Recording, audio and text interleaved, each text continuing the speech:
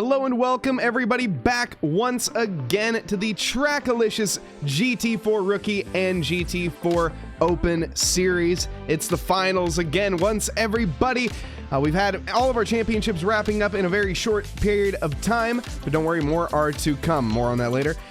How's everyone doing? Hope everyone's having a lovely evening, afternoon, or morning, wherever you are in this fine world. I'm Mike Nause in the booth here tonight, solo riding for a while until Carson will be joining later. He is going to be driving in the rookie race, hopefully, as he has had some wheel issues beforehand, but I think he's fixed it.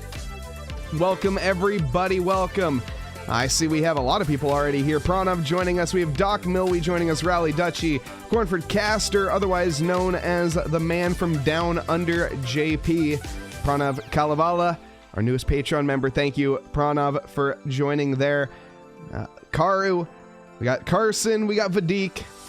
Welcome, everybody. Thank you all for joining us here tonight as it is going to be an absolute thriller. The championship in terms of the Open Series is fairly decided in terms of Ollie Raza taking the title, unfortunately. Well, fortunately and unfortunately, another one for Ollie, but that is neither here nor there. The championship will continue in the future, and I'm most certainly looking forward to that. Welcome, Brandon Pfeiffer, as well. I hope everyone's having a lovely evening, afternoon, or morning, wherever you are in this fine world. Can you tell that I've had too much caffeine already? I am tripping over my words as there's a hydrate from Rocco Gaming V. Got to get that sunrise orange in the evening, you know? That's just how it rolls. Zane, welcome as well. We're currently into the qualifying session at this lovely 2.5 mile circuit, founded all the way back in 1931. The current layout that we use, though, from 2010. It's in Derby, England. 12 corners, 5 to the left, 7 to the right, with 88 meters of elevation. Why don't we quit babbling on here? Why don't we babble on just slightly longer? Take a quick little look at the calendar here, which is going to be up and coming. The 1K, that's the big one in the future here. Exclamation mark SimGrid in chat. You can see the over a link to our page where you can find information for a $1,000 tournament over the course of a few days, and it is going to be starting on April 27th. You need a team of 3. But not quite. Once again, it's a bit easier if you just go onto the SimGrid and read it rather than me drone on for about 5 minutes.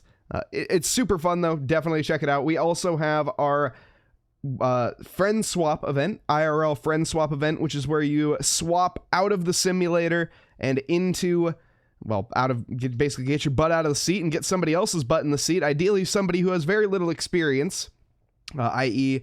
your friends, your family, loved ones, relatives, whoever you can get a hold of to share the passion of sim racing and show all of that time that you spend, show them what it's like, and to tackle the wheel, as they all think it's so easy. We all know that it's not quite that simple. But, of course, we also have our West Coast Championship starting up. That's going to be March 13th, resuming again, West Coast Wednesdays. So if you are a West Coaster and looking for a championship, definitely check that out. More on the SimGrid. Again, the calendar, not quite updated, will be soon enough. But as I go back to the booth, I don't even know why, because we're going to head straight on down to the action. Black screen of anticipation. And there we are. Into the session here. As you can see, there are some times on the board already. Cars queuing up, though, to go out onto track as the cameraman freaks out a little bit. We do have some times, though. Mason Pierchowski on pole position, as he was in the free practice session. It's a 10-minute split quali, so it's a 20-minute qualifying in total, but the even number plates who went out first will have a grand total of 10 minutes to complete their lap, where the virtual checkered flag will fall, and then the even plates will come out. So here we see Mason Pierchowski. I think he got in time for a lap, but it doesn't matter because that is heading straight on into the tire wall and scraps the T-Rex. Aaron Miller on a lap, heading to the line. Is it going to be enough here for pole position? You guys can't see the times. Now you can. 1:35.3.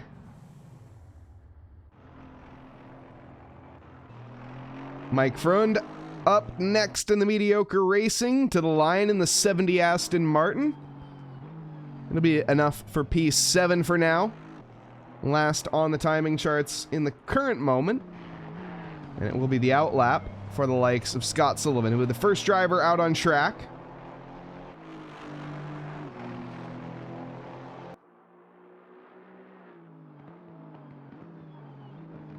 And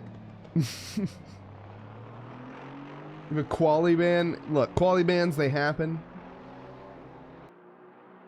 You make a mistake, you pay for your mistake. Scott Sullivan, he has been riding high in this championship in terms of the amount of improvement that he's had over the course. Let's see, looking at the championship overall, Scott Sullivan sitting in P3. That really isn't the story, as he started the championship off consistently. P7, P10. Got a P4 at the beginning, then a 22, an 8, an 11, a 7, a 7, but something happened. He missed round 5, and something clicked. And all of a sudden, you have P1, P1, P1, a hat trick of victories, and then a P2.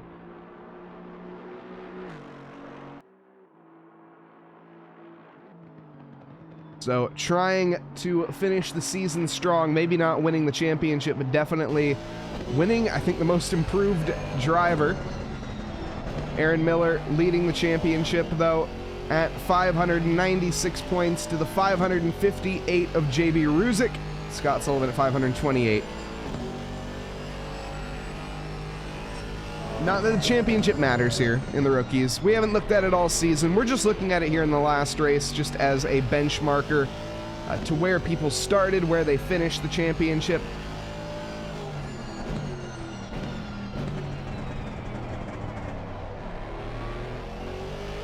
Scott looking tidy into the double hairpin sector 3.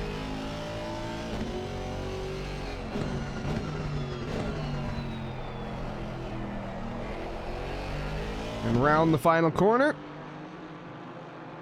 Clockwise circuit here tonight. And it will be enough for P4 at the moment. Nacho Donkey 19, welcome.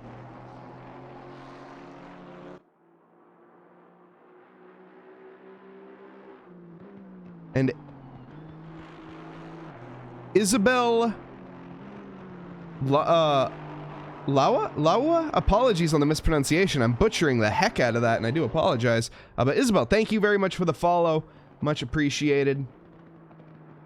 Curious how you would pronounce that. Lahua? Lahua? What's the origin of that? I'm very curious. Welcome as well to Colin Rods. Wishing luck to everybody.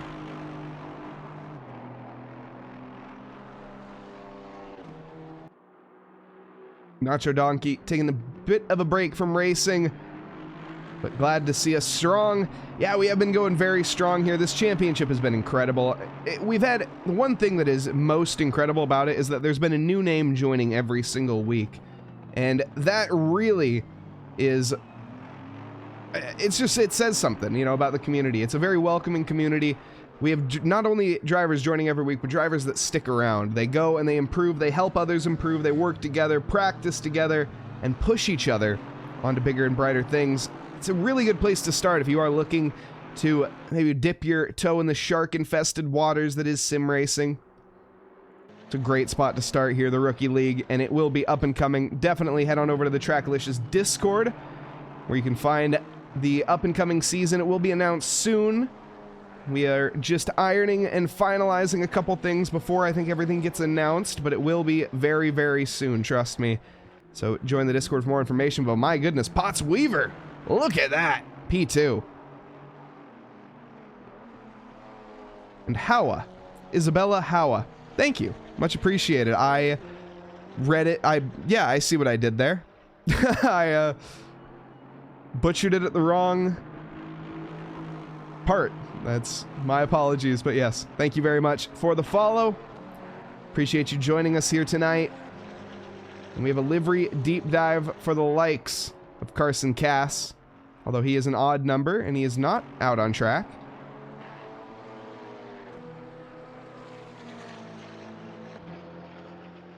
Not bad. Under Pressure on my lefts.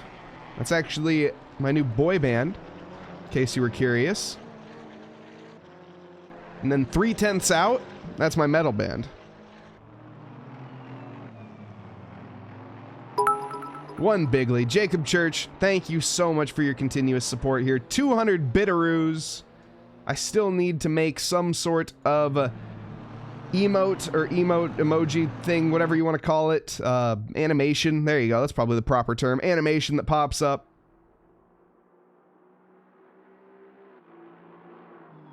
The Jan Rodrigues P14. Where's JB Ruzic gonna fall? He's already fallen. What am I talking about? In P8 in the pit lane. The cameraman does not understand how to look at pit lane. Mason saying it's not gonna be enough for pole. We'll see. Scott 1.5 tenths away. Potts Weaver under a tenth. 40 thousandths.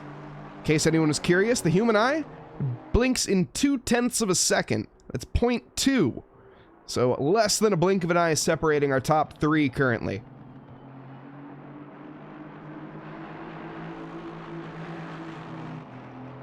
Potts Weaver. He's on a barnstormer of a lap.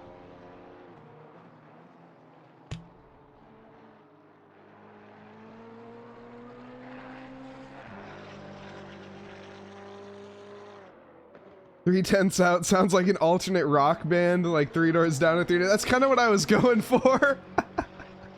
Yeah, alternate rock, more so than a metal band. That's fair. Just don't blink. Problem solved. I agree, Karu. Oh, problem solved. There we go.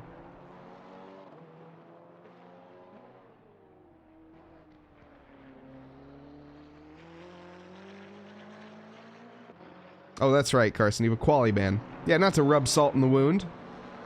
Potts Weaver was on a barnstormer of a lap, as I said earlier, but it seems that he has messed up Sector 3. Coming out of the final corner, is it going to be enough? He'll have another try. To the line. No improvement. Scott Sullivan is a bit back, but he is gaining. I wasn't judging your fast typing mistakes, Karu. I was just reading it as presented. It's like a teleprompter, right?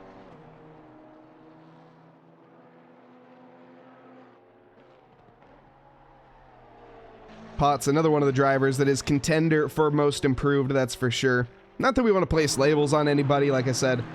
It is just, you know, observations that we've made. Drivers that are no longer going to be in the rookie league, presumably in the future, due to improvement. Mason being one of those as well.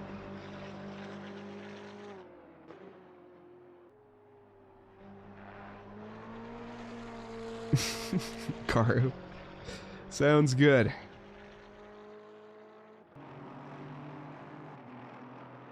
Potts Weaver. Scott Sullivan no longer improving. Fun fact, in case anyone was curious. You know, I didn't look up any fun facts about this track. That's unfortunate. We can do that We can do it during the race. We'll figure it out.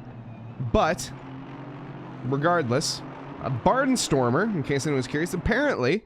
Now, if anyone has any more information on this, please let me know. But it is a sport where people used to fly airplanes very close to barns. It's a sport that I can understand why it's not necessarily around in the modern era.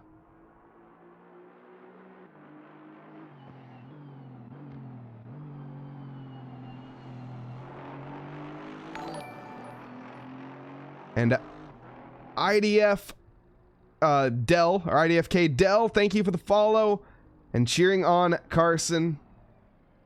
Much appreciated. The track looks like a deformed high heel. Karu, what does your foot look like?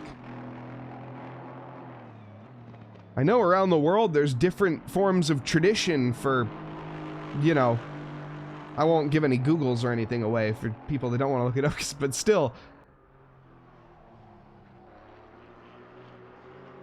What kind of high heels are you wearing?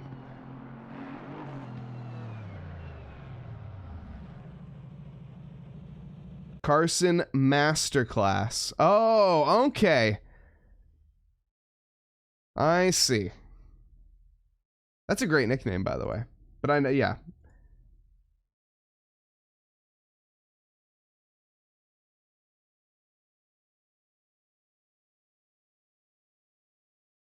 So you are Axolotl. That's who you are.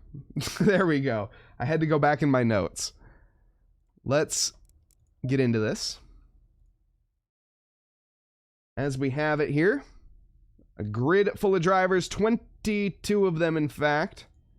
And starting off here in P1, it is Mason Pierachowski in the AO Racing. Going to be trying to take a bite out of the race here tonight with Potts Weaver in second. The Potts Autosport bringing home P2 in the front row, though, from the number 13. Scott Sullivan, third quickest in the number 43 AMG Petronas, and Aaron Miller in fourth for company.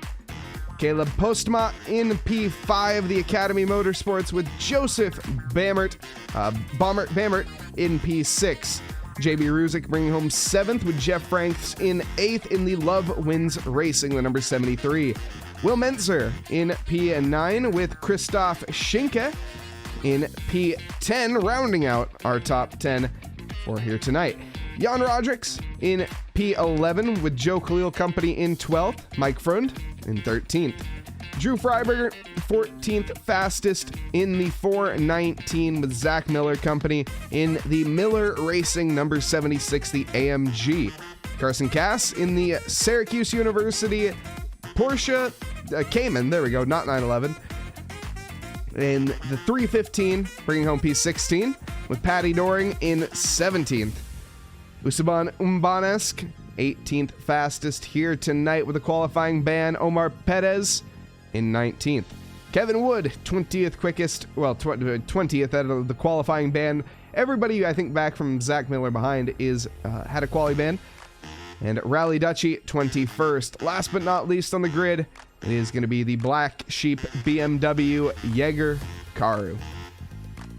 A grid full of drivers here on this extremely old circuit.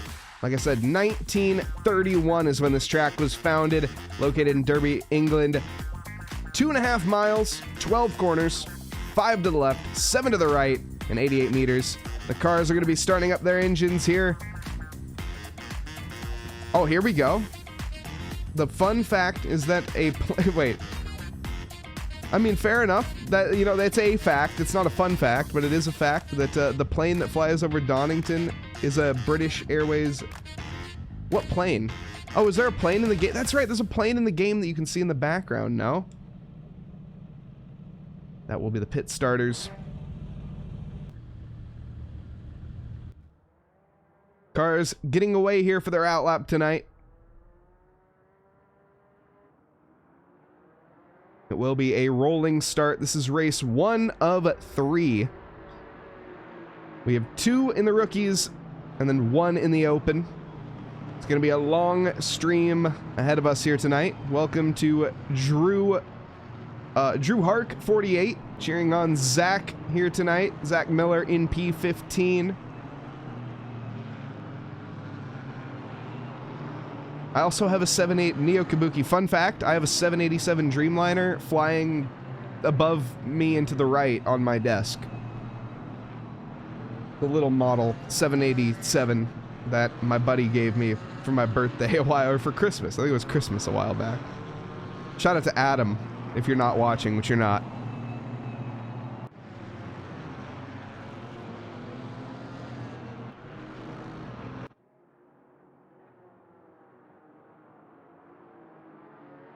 Still, like I said before, awesome to see the new names on the grid, and if you are interested, do head on over to our SimGrid. Well, I guess head on over to the Discord for right now. The SimGrid will be updated soon.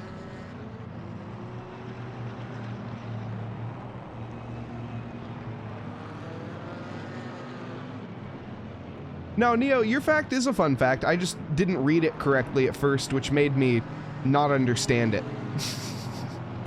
Once I understood it, it is a fun fact. I'm a bit slow sometimes.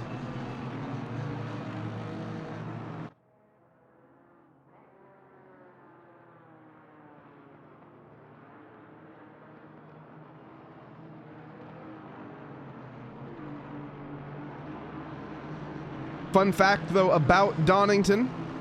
Donington is a village. Back in the 18th century, they used to keep large flocks of geese which yielded crops of quills and feathers. And it's recorded that they were plucked 5 times a year.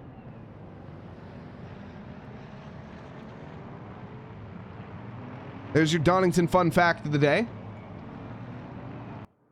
Now, let's get into the real bread and butter of tonight, the racing.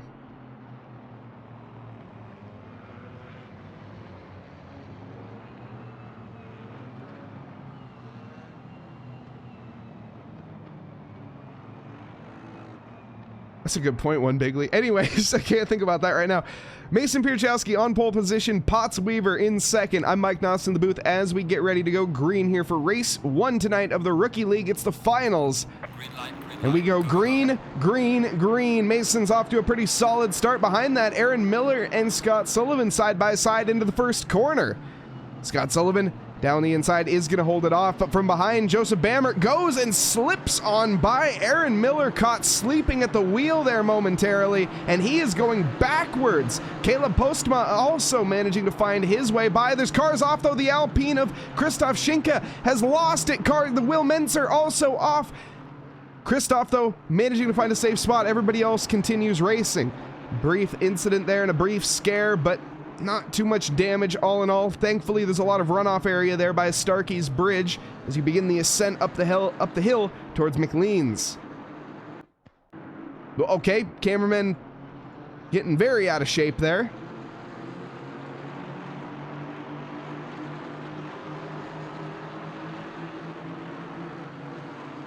Scott Sullivan under pressure. The slipstream heading down to the chicane here.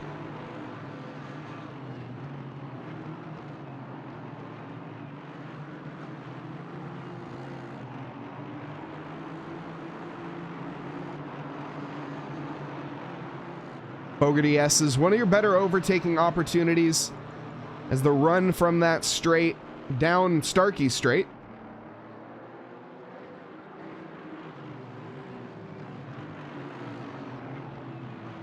Yeah, cameraman having a visual spaz. Oh, nothing out of the ordinary, and I think there's been a collision between the two teammates. JB Ruzic and Jan Rodrix are into the sides of the wall, or both of them are at least off the track.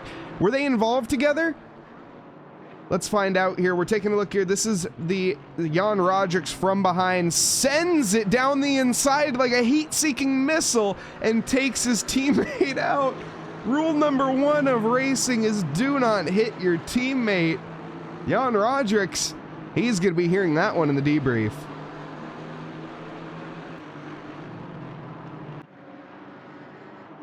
Scott Sullivan again under threat. Joseph Bammert trying to take it to him early here.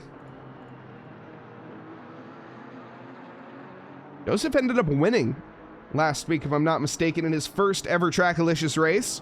Down the inside. Takes P3.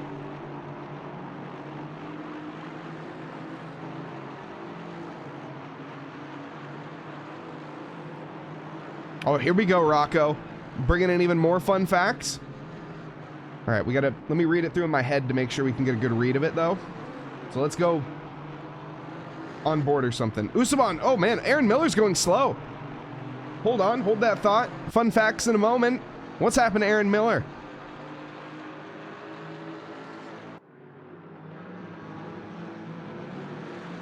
Aaron a little out of shape there on entry, but looking good into the corner. Bottoms out though, and the car gets loose. 2 cars get by as a result. Aaron's struggling here.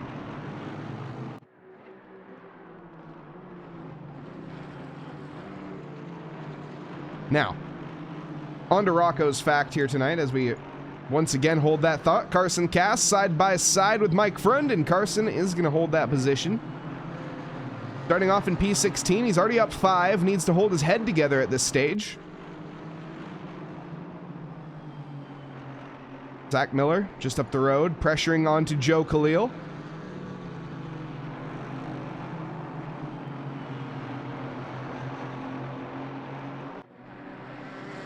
That's a little bit deep though, but the overspeed from the AMG is insane because I think Joe Khalil let him by. I didn't look, or that was huh. Fair enough.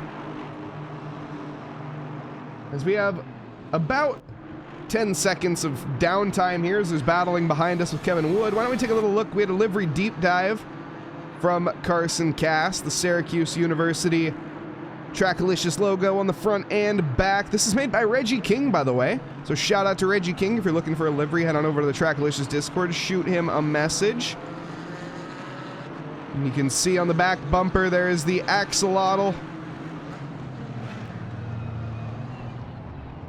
And oh my goodness, hold that thought as we go and take a look at the replay. 2 cars involved there. That was the likes of JB Ruzic again,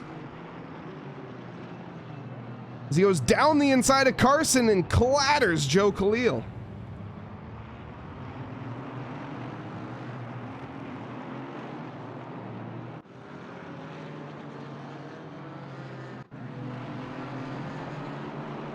Thank you, Morco. Please clip that.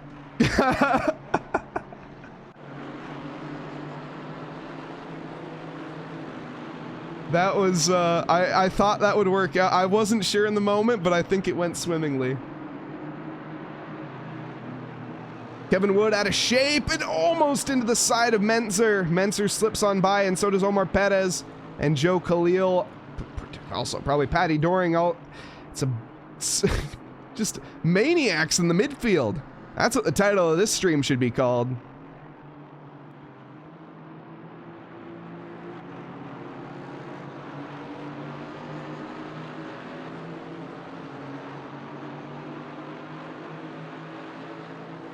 Oh man, Rocco making me read. We'll do that after the ad break. Thanks to all the Twitch subs that get to see this. Shout out to you guys, you're great. And also any VOD watchers afterwards, appreciate you as well.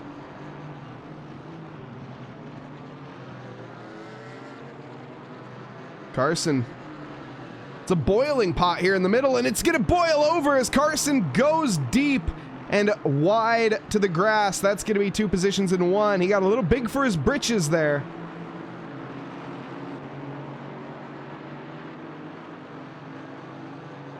He will be joining us later in the booth as well. This is a battle from Aaron Miller and Caleb Postma.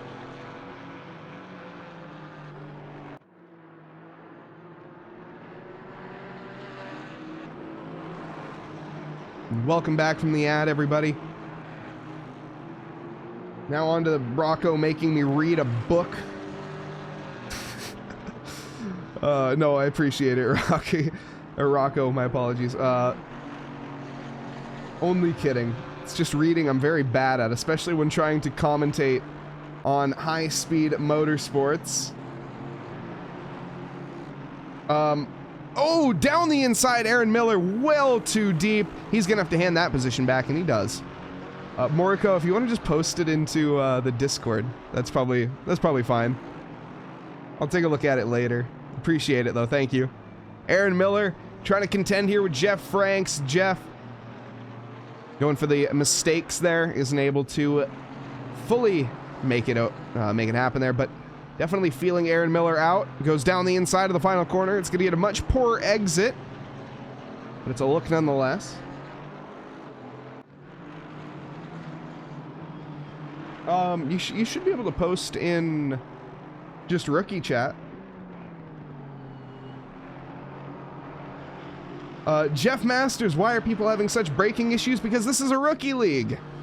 So it's pretty much expected for these errors to happen, and almost encouraged as well. People to make mistakes and to learn from them afterwards in the Discord by talking with each other, apologizing and having a civil discussion, which is heavily encouraged. Obviously sometimes it becomes less civilized, but we try to crack down on that to the best of our abilities and encourage that people, well, you know, make the sensible choice of realizing that it's motor racing.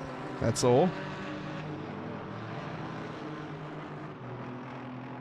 And GT4s as well. So yeah, you have no downforce, bad brakes compared to the GT3s.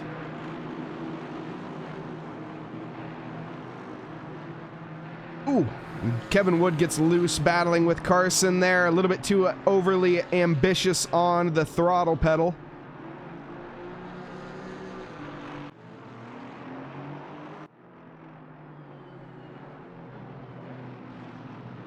Pottsweaver still trying to make it by here onto Joseph. But wait. No, Joseph Bammer made it by Pottsweaver. My apologies. I missed that. Bad brakes in less than the Ginetta, but that's only because the Ginetta has no straight line speed, so it doesn't need as good of brakes. And it's lighter. That McLaren, it really needs the brakes, coming in at a whopping 224 kph in a straight line here tonight. Presumably that's down Starkey's straight.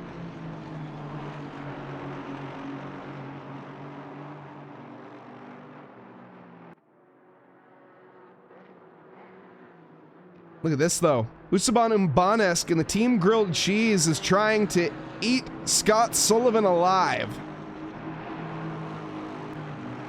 Now, a little lore for the livery here of Usaban. He has made this livery not because it was requested by anybody, not because it was commissioned. No, but simply because he likes grilled cheeses. And quite frankly, that's a sentiment I can get behind. Team Grilled Cheese for the win here. Usaban Umbanesk goes for it onto Scott Sullivan on the exit of the chicane and has the inside line for the hairpin coming up.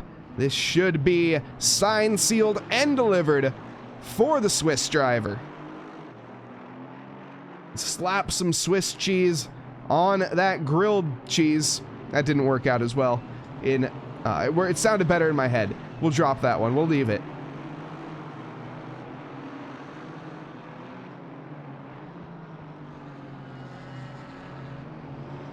Let's bet the number of left turns before they touch. Well, I'm considering pretty much every left turn some of these drivers are having contact. Caleb Postma under threat here from Aaron Miller.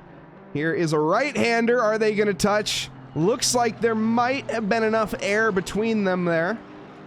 At least enough to fit a piece of paper, maybe not a credit card.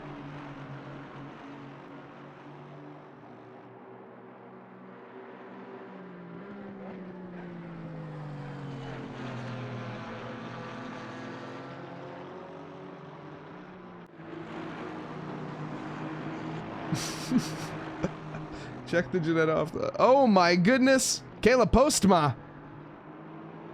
I was reading chat. I didn't quite fully see what happened. That looked spicy, though.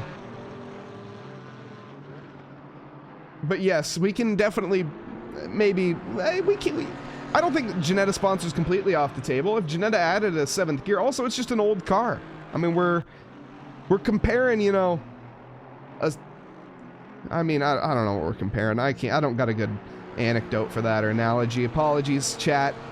A little slow tonight. Aaron Miller, he's also a little bit slow, I gotta say. Down the inside, though, trying to make up the ground. In too deep, but no, he gets it done. Still holds on. Caleb Postma and Jeff Franks now side by side. Aaron Miller proving me wrong.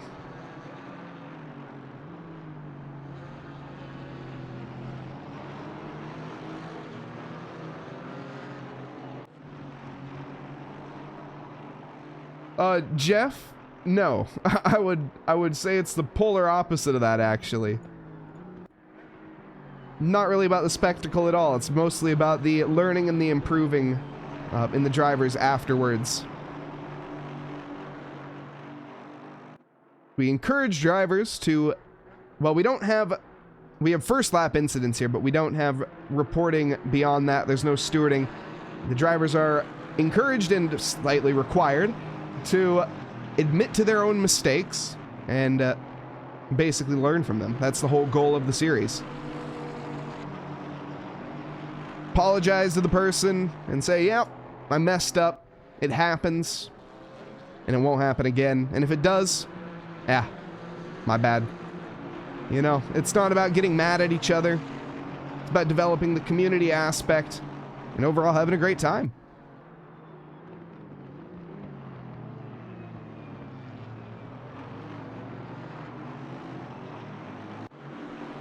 Here we go.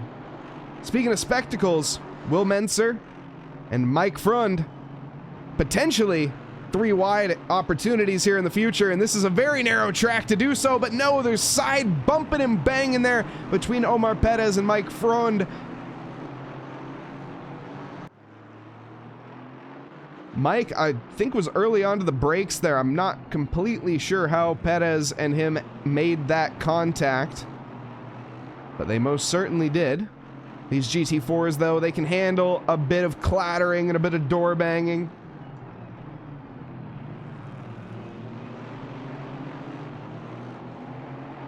Going 3 wide on this track is a death sentence? Yes, indeed, but let's see it, chat. These drivers they're thinking about it. Kevin Wood's also thinking about it. Trying to line something up here on home soil. Man, the cameraman definitely needs to get a better job here. Unfortunately, that's nothing I can do about that.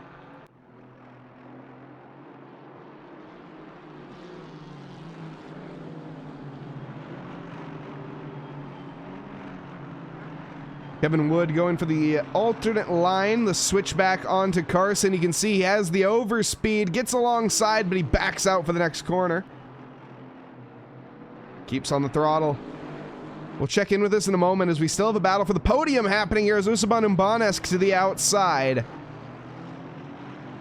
A Lewis Hamilton-esque move, but he is not Lewis Hamilton. He is Esteban Umbanesque.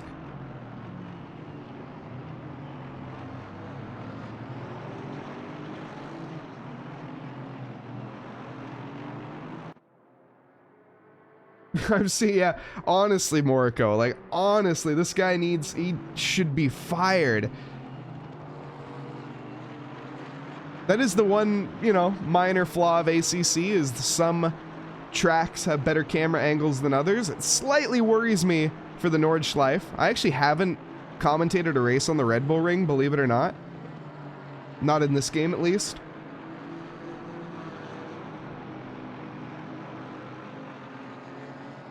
I think that will change in the future. I don't even remember. I can't remember the calendar right now. Not to spoil anything, but calendar will be released soon. And Nords is going to be very interesting.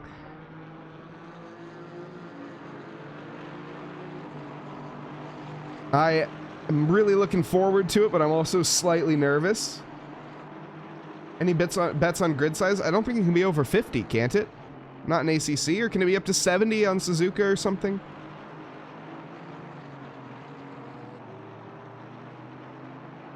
I love Spielberg. I love driving it in Formula 1, MotoGP, any form of motor racing. I just haven't actually seen it from ACC just yet. But I'm glad that people are liking it, because it's a great track. Technical, got some overtaking opportunities, but not too many. It's also, you know, got a nice straight line. You can relax, you can breathe a little bit, but it's very tight hairpin after.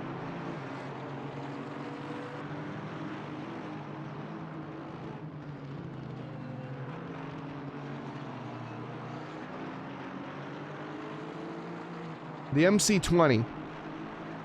Alright, call me a noob. But I don't know what the MC20 is. Is that the Maserati? Is that the GT2? I'm assuming you're talking about the GT2. That's the other thing. I haven't commentated a GT2 race yet. The Maz? Okay, the Maz, okay.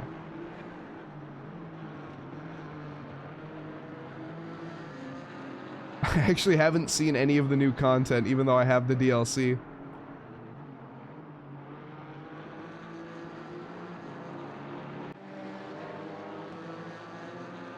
Christoph Schinke down the field in P18 for the Alpine. I think he took some damage early on, hasn't repaired it. Ooh, goes deep into the first corner. Makes some contact with Paddy Doring. Paddy holds on.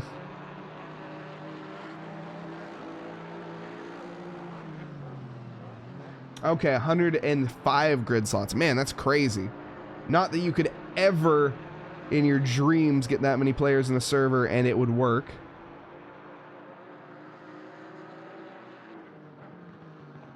How do you buy DLC for a game and not play around with it?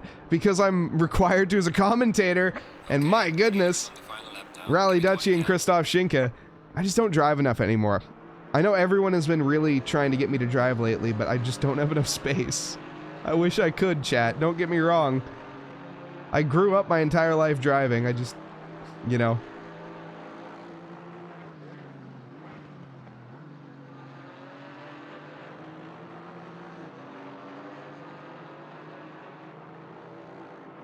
I had a good chat, though.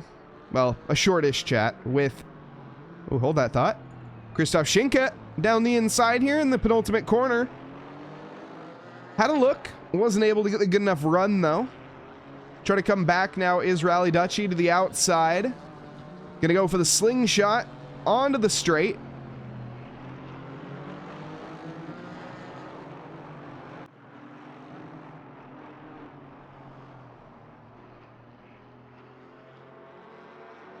And the move here now to the outside and back to the inside. The switchback of dreams. Christoph Schinke, I think he is going to be able to get it, and he does. Nice calculated chess play there from Christoph. Paddy Doring left with no response, or is he? He's deep into the grass. Oh my goodness, I thought he was going to be rejoining into the side there of Christoph. Paddy is all over the sorts here, having a picnic now in the grass off by Starkey's Bridge. There it is in the background. Oh, speaking of picnics in the grass, Mike Frund and Joe Khalil, I think I've had another coming together. The leaders finished the race. This is all happening at once. Mason Pierchowski wins the race with Joseph Bammert behind, Pottsweaver in third, Usman Umbanesk in fourth, Scott Sullivan fifth, Aaron Miller going to come home sixth. The battle here for P10, though, is not done between the two AMGs.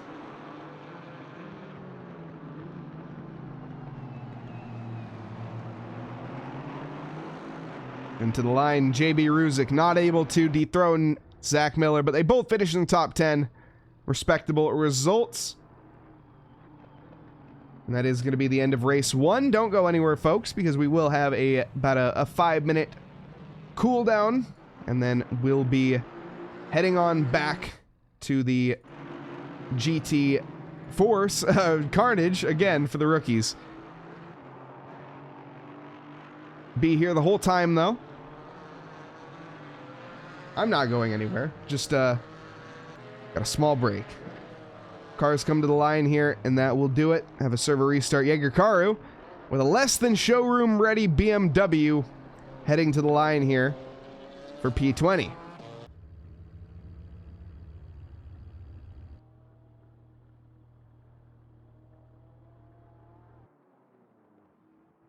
Stream Racer? No, we don't got time for that, Eric. Not yet.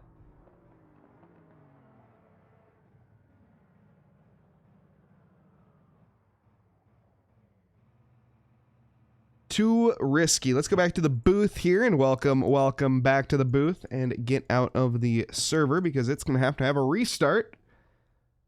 In the meantime, so Chris Laronde beats in the background for us. This is Amber Glass. Great choice to listen to over on SoundCloud. Laronde Alpha. Highly recommend checking it out. But we got a little bit of chat time, chat. Mason Pierchowski taking home the win here with Joseph Bammert behind him, Pottsweaver. Taking a look at the championship standings, which once again doesn't necessarily matter. Mason, or I think points are only given out for the second race, aren't they? Can't even remember. Yeah, Eric, more than absolutely. Go right ahead.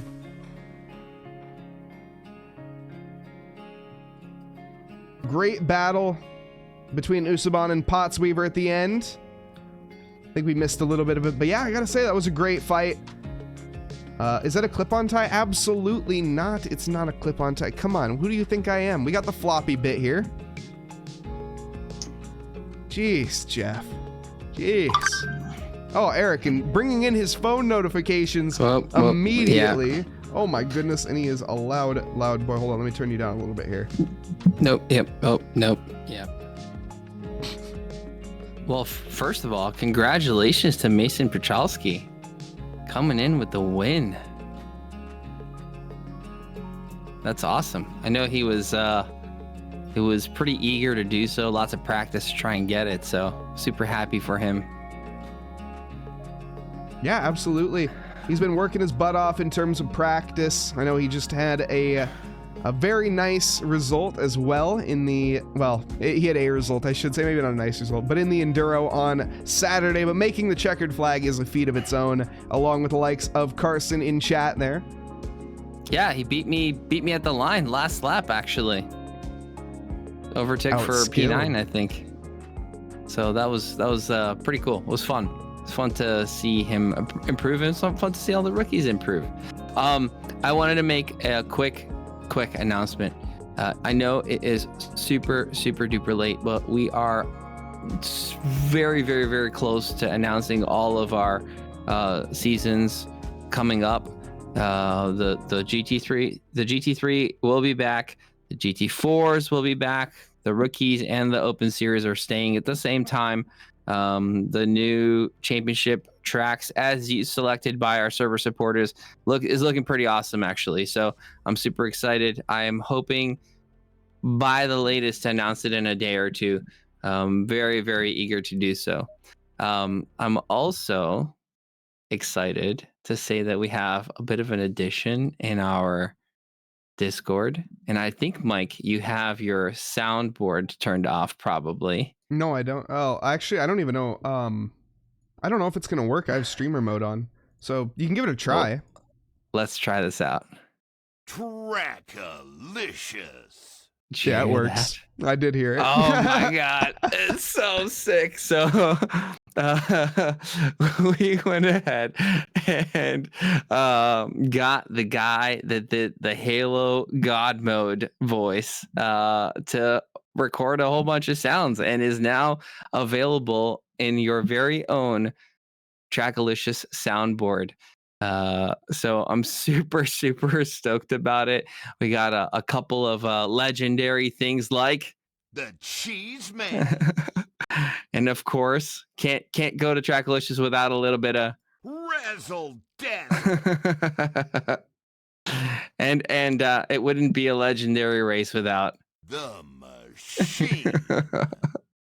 So we got a couple of them up already. We got a bunch more coming. We're just processing them with the help of one of our lovely members, Cody Soundboard Blanton. That's totally got to be his nickname moving forward. I mean, it really is. Yeah, because suddenly Cody has found motivation found. So yeah, guys, have some fun with it. I just thought it was a little bit of spice, a little bit of fun to add into the Discord, and I'm totally chuffed about it. I've been giggling all day. Yeah, so I'll just leave you with a final bit, and I'm out. You don't want to stick with me for the next race? I will stick with you for as long as I can, Mike. All right, fair enough. Yeah. Cody also in chat, ready to clip any mistakes that we make. Cody Soundboard Blanton in chat. I'm turning that back down, but not. Yeah, we're turning it off. That's fine. We'll just go off. No. All right, fine. I can turn it on, but just don't overuse it. Okay. If you overuse it, it's going off. That's the rule. We'll keep it at a nice solid 20%. That's reasonable. It's a silly idea I've had for quite some time, and I think yeah, just I don't know, it's cool. It's like, I don't know about you guys. It is cool.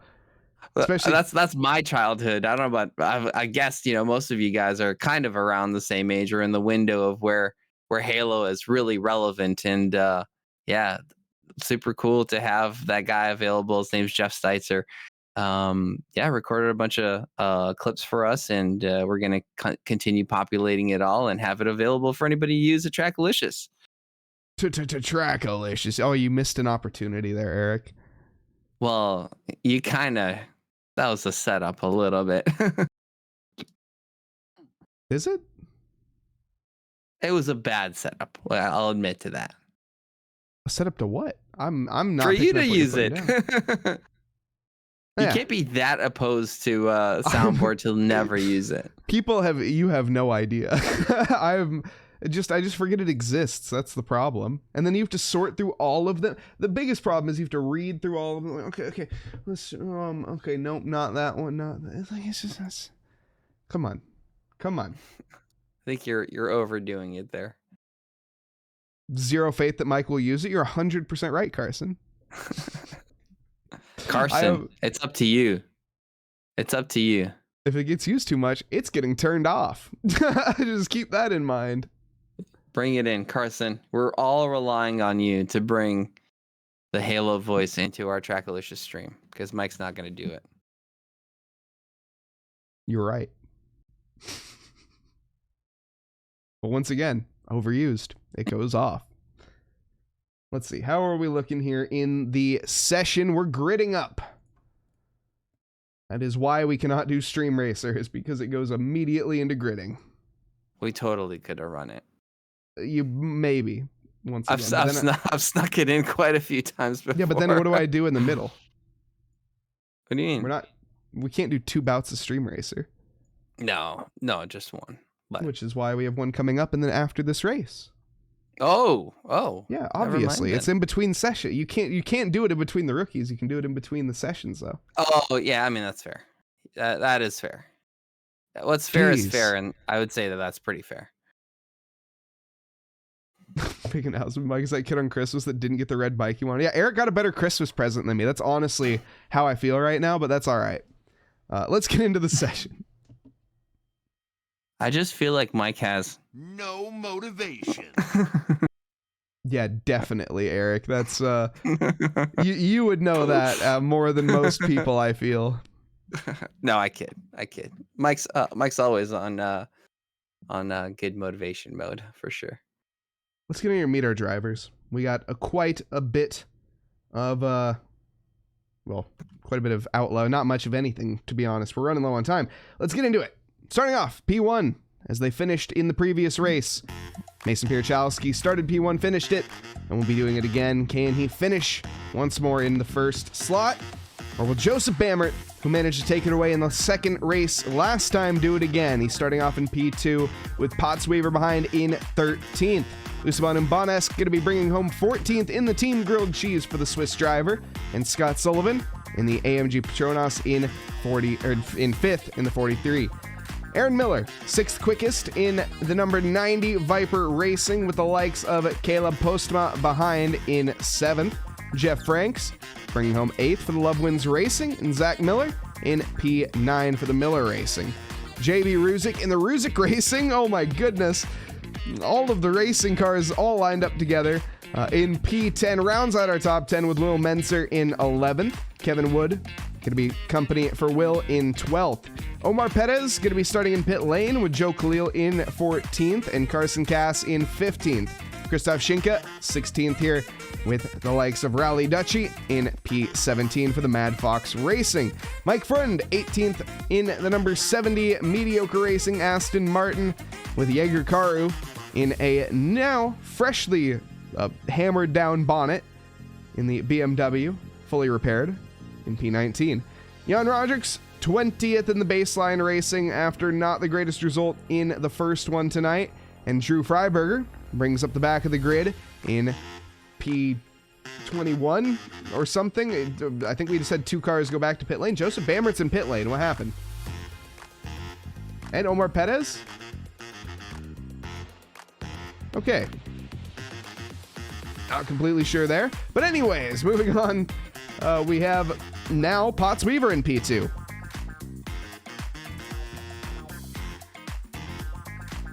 Eric, do you make anything of that?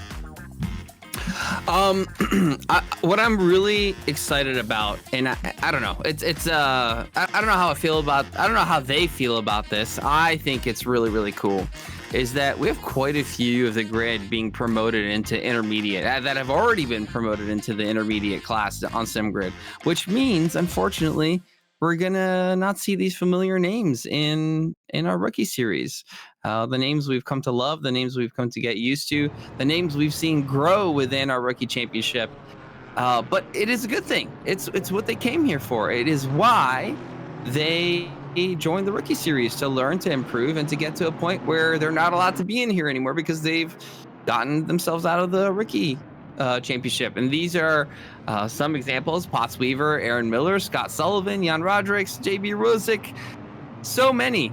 Guzman, Calvello, who else do we have? Goodness. Shinka upgraded into the next, Music upgraded into the next class. So just really, really excited to see the progression of all these drivers and hope to see them in the Open Series. 100%, Eric. Couldn't agree more. As we have it, though, the drivers now coming around the final corner. We have Mason Pierchowski walking away in P1 because P2 is now Potts Weaver. I'm Mike Nause in the booth. I have Eric joining me here temporarily as we get ready to go green, green, green now. Heading down to the first corner. Quick right-hander into red gate. Looking off to the side, that braking marker is a fence. Oh, a little bit of contact, some rubbing from behind there. Yeah, I see a bit. I don't know. I'm not sure if that's rubber banding or not, but fortunately, they all managed to keep it right way around. Oh, contact. That's going to be Krzysztof Shinka getting into the back bumper of I'm not sure who that was, but both cars slipping off into the distance. Up at the front, we have a battle between Umbanesk and Pierchowski. Side by side here, heading up the hill into McLean's. And the team Usaban is in the lead of this race. No, we had a contact in the back. Looked like Miller taking out Jeff Franks. And this is the reason why we have it. It was just the lightest tap causing a full spin. You hate to see it. We're going to stay live with the action, but unfortunate for those drivers involved. Hopefully they can recover. Thank you very much to Hicks TV for the follow. Potts Weaver thinking about a look to the inside here. Is Mason, did he get something wrong in this race? You know, Mason and I were having a conversation after our race on the Sunday Enduro, and you know, he's got a lot of time that he's starting to put into ACC, a lot of hot lapping, and we're saying that the next step for him to take is turn that hot lapping into some racecraft and to really find those P1 positions. Clearly, it was done so in race 1. I'm not sure, did he qualify in P1? Is that, was he just start to finish in the front? Well, this is where he's really going to have to put that speed to the test, right? To see if he could match that speed with some of the things that he's learned being in this series, to see if he could up that racecraft to get his position back, because clearly he has the pace. Uh-oh. Carson Cass has found himself stranded in the side road. We'll go back and check that. Let's see. Oh, it's an unforced error onto the back. He almost saves that. It was a bit of a wrestling the octopus moment, and he was unsuccessful. Kraken drags him down under. It's a tank slapper if I've ever seen one, Mike. Yeah, almost had it. I bet you if Carson wasn't racing in the G296, he would have had the he would have been able to catch it if he had a direct drive. Time will tell. Future sim racer in the making. Future commentator in the making as well. And we see Potts Weaver, Mason. Go ahead. Yeah, got a bunch of battles going through the field. Cass now trying to come back at Jan Rodrigues, but Jan Rodrigues we know has a bunch of pace. Only half a second between them now, but I'm sure he's going to try and pull away. Jäger Karu also feeling out the likes of Rally Dutchy in front of him. Seeing what they can get done here. Accelerates out of the final corners. Definitely a bit too far back, but the BMW, a punchy car. The Aston Martin, though, is quick. The fourth quickest car in a straight line.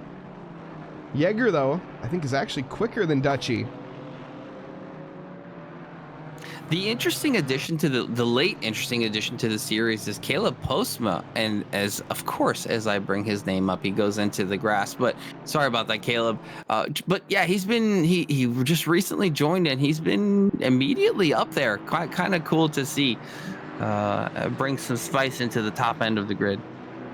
That's one thing I was saying earlier, Eric, is it's awesome to see just the fact that this championship, obviously there are points on the line. We don't necessarily look at it, just look at it in terms of improvement. It's a good benchmarker for that. But, Rally Dutchy taking the polystyrene out. What's happened here? Let's take a look. As it looks like Rally and I think that, or let's see what happened. Oh, Rally just unforced.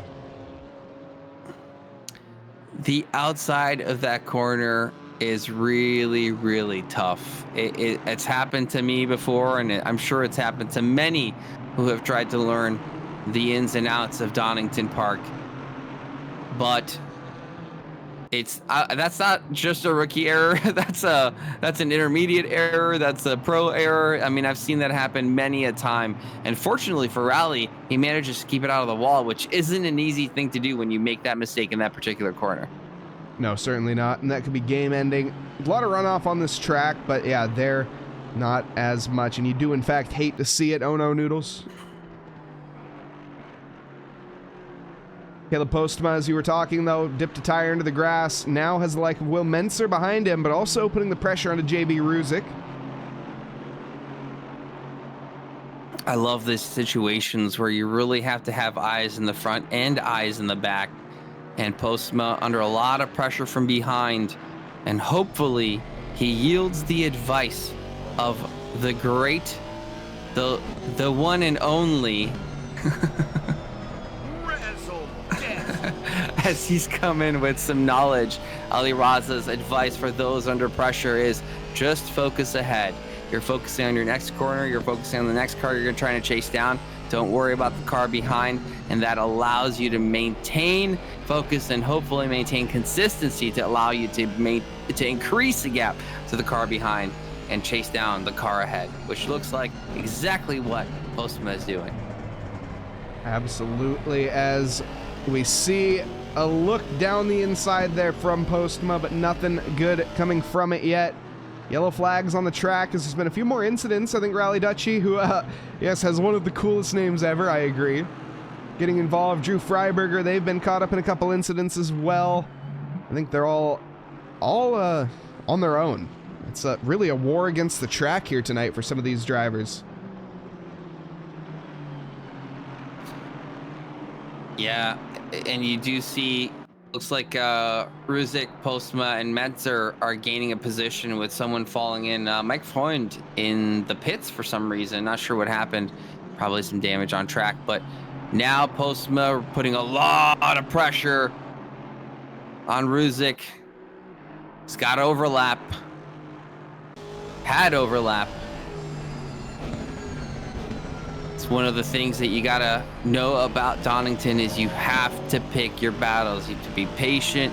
You gotta really, really know where to try to make the move in the interest of not losing time and adding distance like Postma just did. You can see just how close the nose gets there.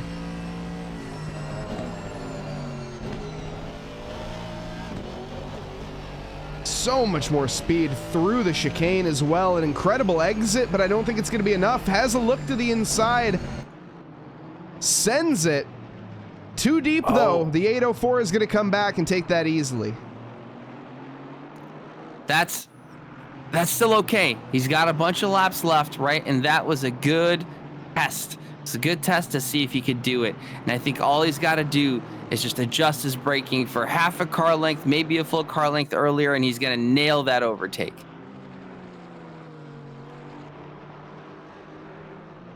Got to be patient. Patience is the game. You have 11 minutes, 42 seconds. There's no pit stops, so it's an all-out battle to the end. Sort of a, as I'll say it here, this isn't quite, but it's getting to be a knife fight in a phone booth. They've at least, the crowbars have been broken out, at the very least. Oh no, we got to go have a quick look at the replay between Omar Perez.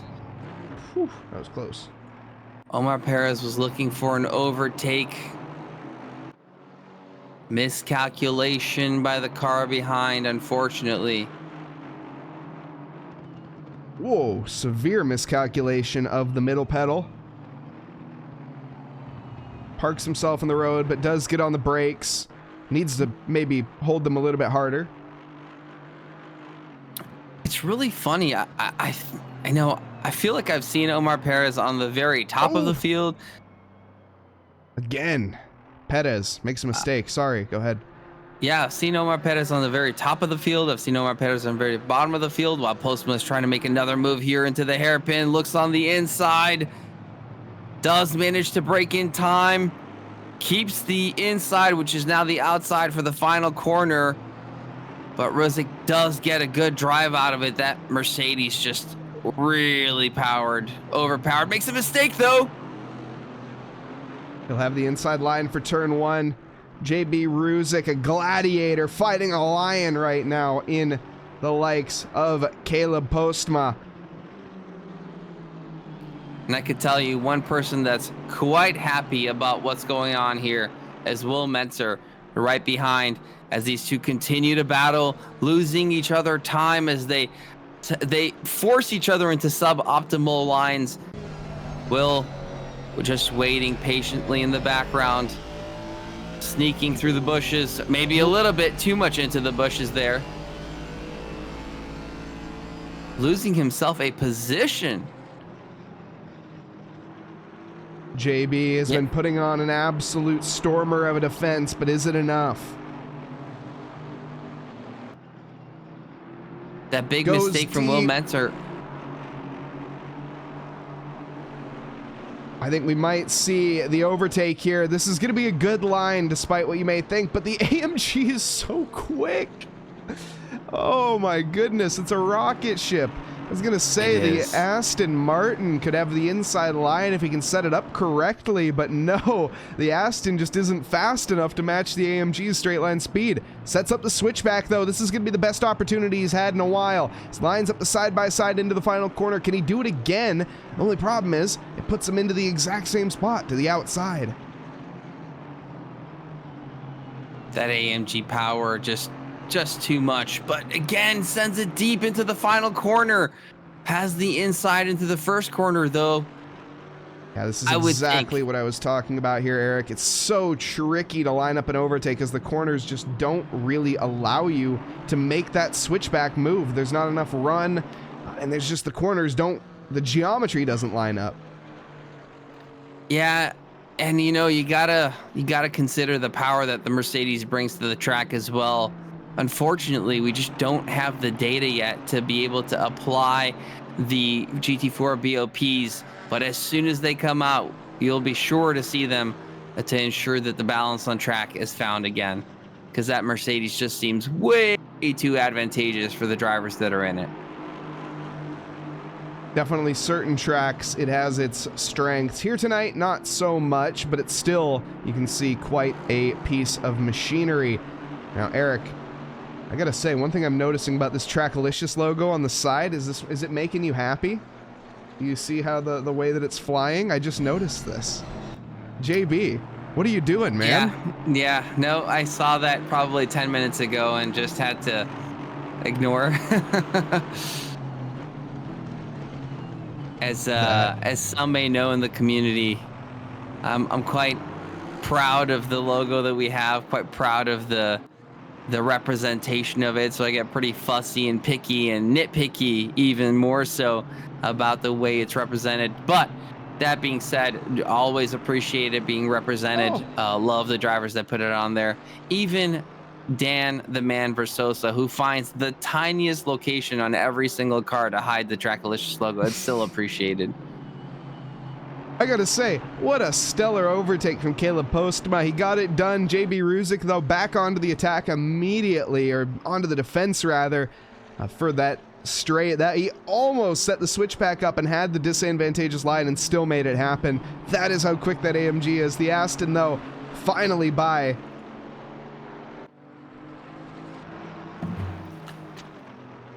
Interesting to know, Scott Sullivan has joined the party in the top positions, only half a second behind Potts Weaver. Usaban walking away, though, as it stands. I was expecting the likes of Joseph Bammert, to be completely honest, to win this race, but with a pit lane start and with 2 pit stops, I am not completely sure what happened in this race.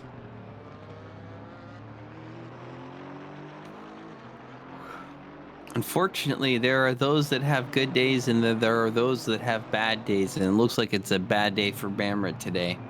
It was good 20 minutes ago. I don't know what happened.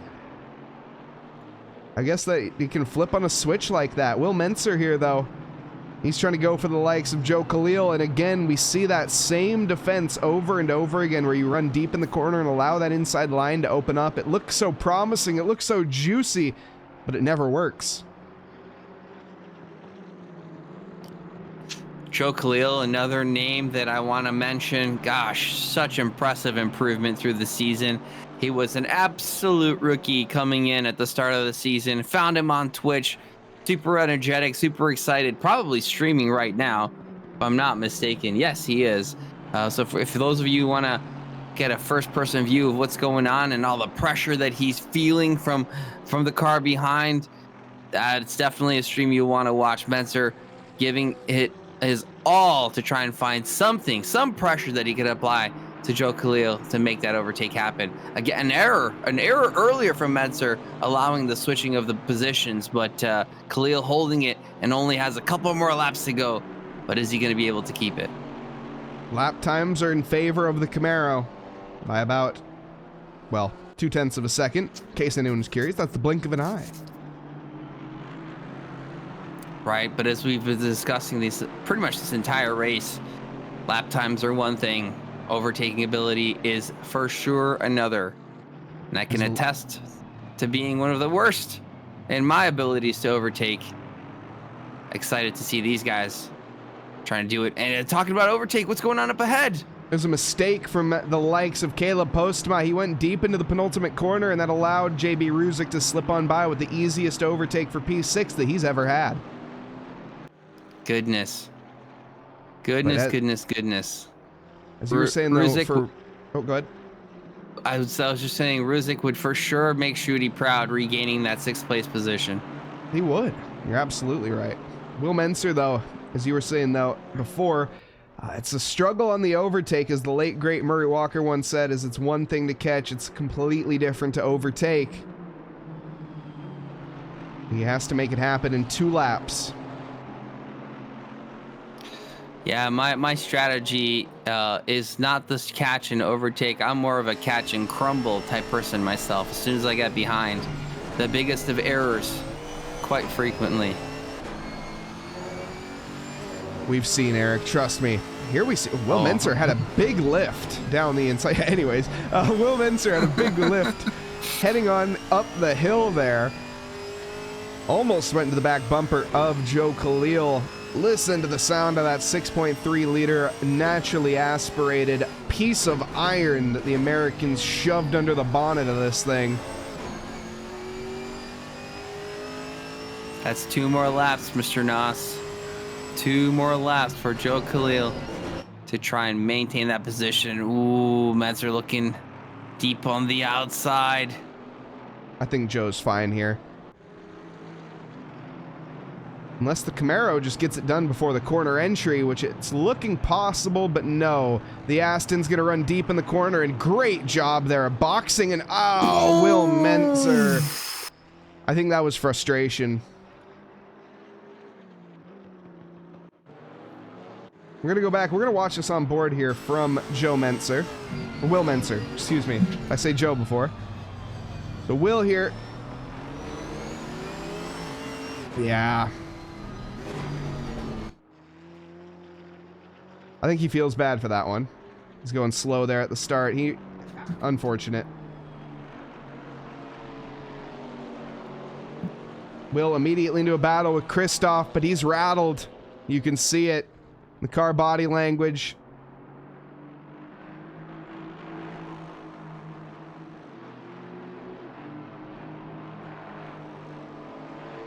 He'll continue on for now. Scott Sullivan also pressuring the likes of Potts ahead, but I think Potts might just be a little out of reach. 1.3 seconds. Scott Sullivan a little off the ball here at Donington.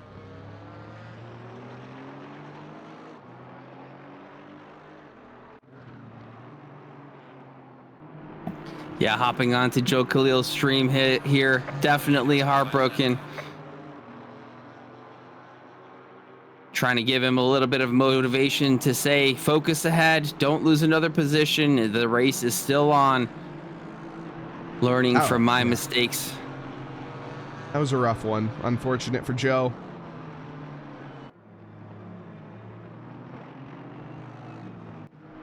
Here we have Rally Dutchy in the back bumper of Carson Cass.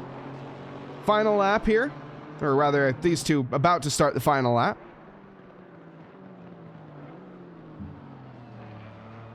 Oh, Scott Sullivan playing with danger. Carson here, he was deep into that corner. Might allow Rally a glimmer of hope. Oh, Raleigh taking the good line here. Could line up the inside, just not far enough along, or not even close in reality. Punchy Porsche able to out drag race to the first corner. Just has to do it for one more lap, but as we have it here, Usaban and Bonesk, 2 more corners to go for the Swiss driver.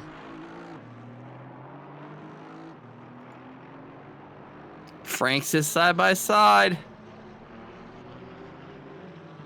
Oh my goodness, you got to go back and watch that replay because we can't really, unfortunately. Usaban and Bonesk comes to the line, takes P1, the number 27 driver. I think that might be his first race win. I was trying to go back and look beforehand. No, he has had a race win, a couple race wins. Seems to be the race 2. He's always able to take it. Mason Pierchowski dethroned in this one, down to second. Potts Weaver takes home third. I think he'll be happy with that result. Scott Sullivan, 4th. Aaron Miller in 5th. JB crosses the line, 6th position. Caleb Postma behind him. Christoph Schinke in 8th. Will Menzer in 9th. And Yeager Karu rounds out our top 10.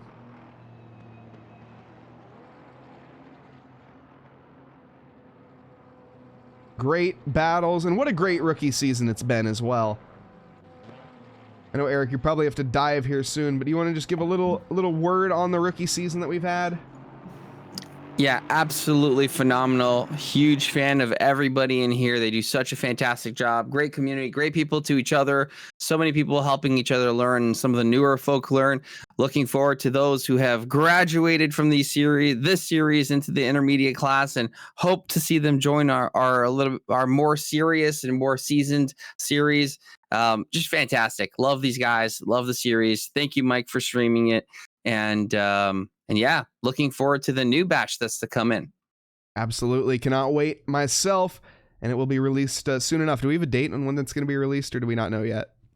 It'll be, the season will start in 3 weeks. I'll tell you that. We have 2-week break, and then the 3rd week is when we start. And I'm pushing to have it as soon as possible in the next 2 or 3 days max.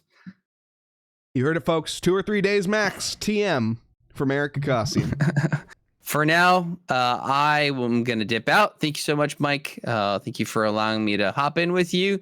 And my name's Eric, and I'm from TRACKILICIOUS. Had to get one more in. Have a good night, folks. Take care. All right, good night, Eric. Let's see if we can round up some post-race interviews. In the meantime, we also have Carson Cass joining us here tonight. Carson, welcome. You're muted. Mike. There you are. I am muted. I was running back to my computer. Yeah, that was a absolute bottle by me, just generally, but I had a good time. It definitely looked that way, unfortunately, from the third person's perspective. As we have it, we're waiting for interviews from our top 3. Looking for Usaban, Mason, and Potts. If they would like an interview, head on into the green room.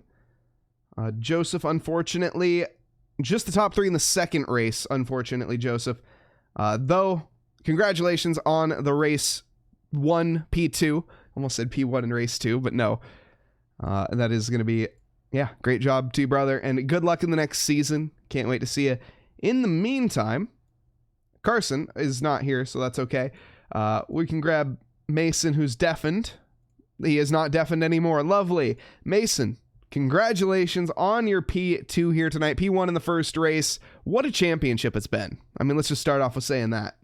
Yeah, it's been fun.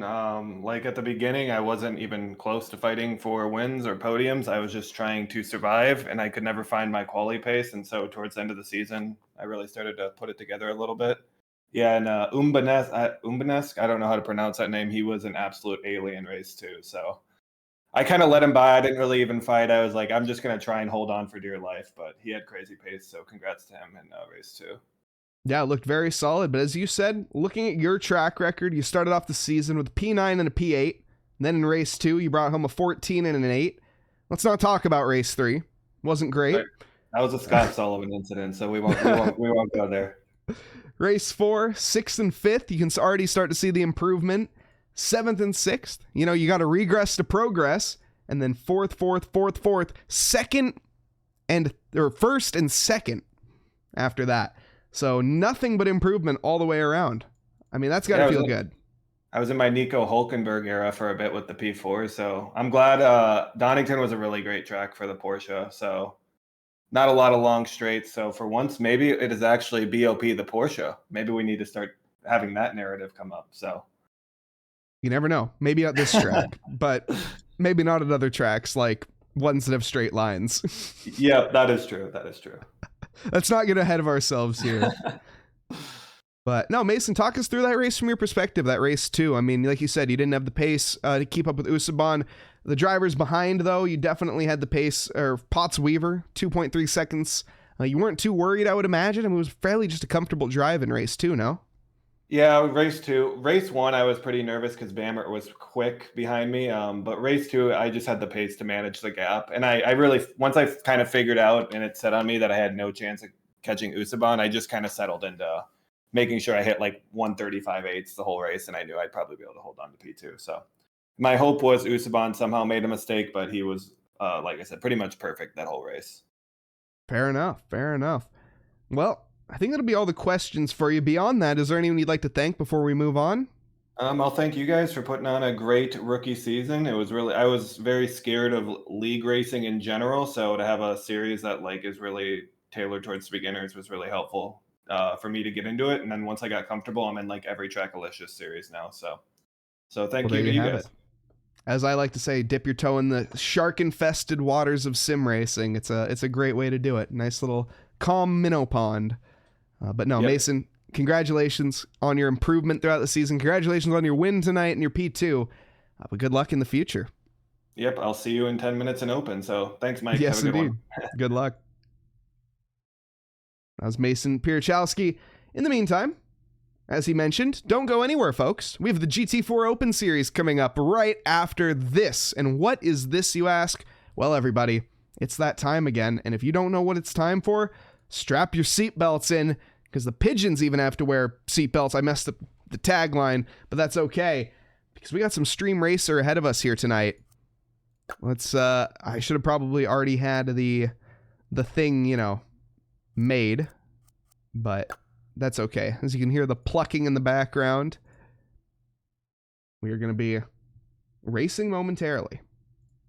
We have an ad coming up in 2 minutes. That's rather inconvenient. We can snooze that. Hopefully I snoozed it for long enough.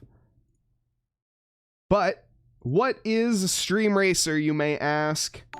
Well, why don't we head on down to the session and I'll explain it. There's going to be a brief there's no black screen of anticipation. You'll love to see it. Thank you very much to Ballistic Impressions for the follow. If you are interested, type !race. That'll get you involved in this session where basically you will be entered as an AI car and racing against other AI cars. You can type !boost when you're in the session, and that will give you a nice speed boost along the way. But be careful when you use it, because if you use it into a corner, it's sometimes not the best idea. But !race to get involved.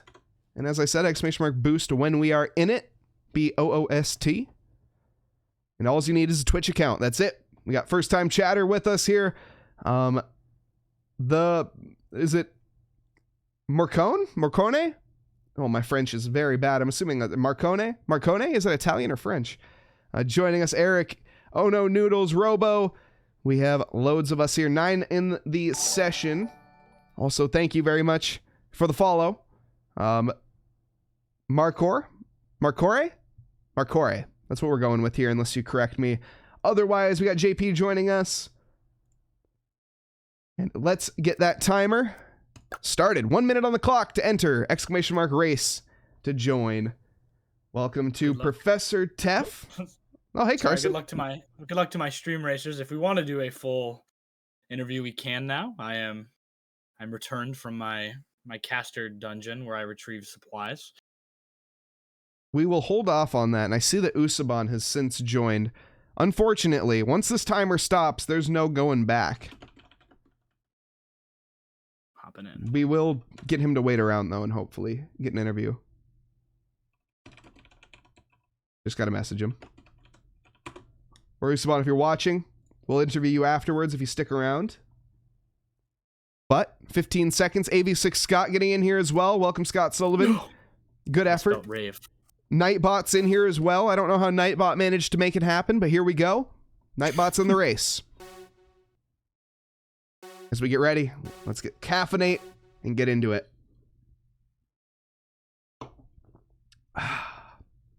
Starting off in P1, it's kind of 4 people at the same time here, and we are a go, and I'm off to a smashing start. Look at that. Onto the grass, though. Not going to happen. Beachley using his boost wisely as the riders all go through the jump.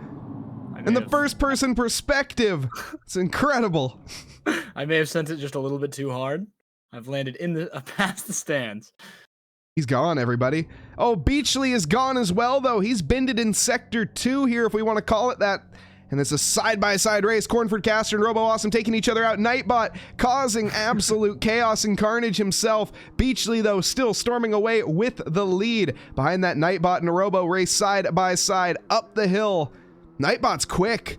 He's got some speed in the likes of this 4-wheeled sedan with that tie, adding a rough 3.5 horsepower to this 86 horsepower engine. Coming up with these numbers off the top of my head, by the way. Beachley's crashed, and Nightbot's in the lead.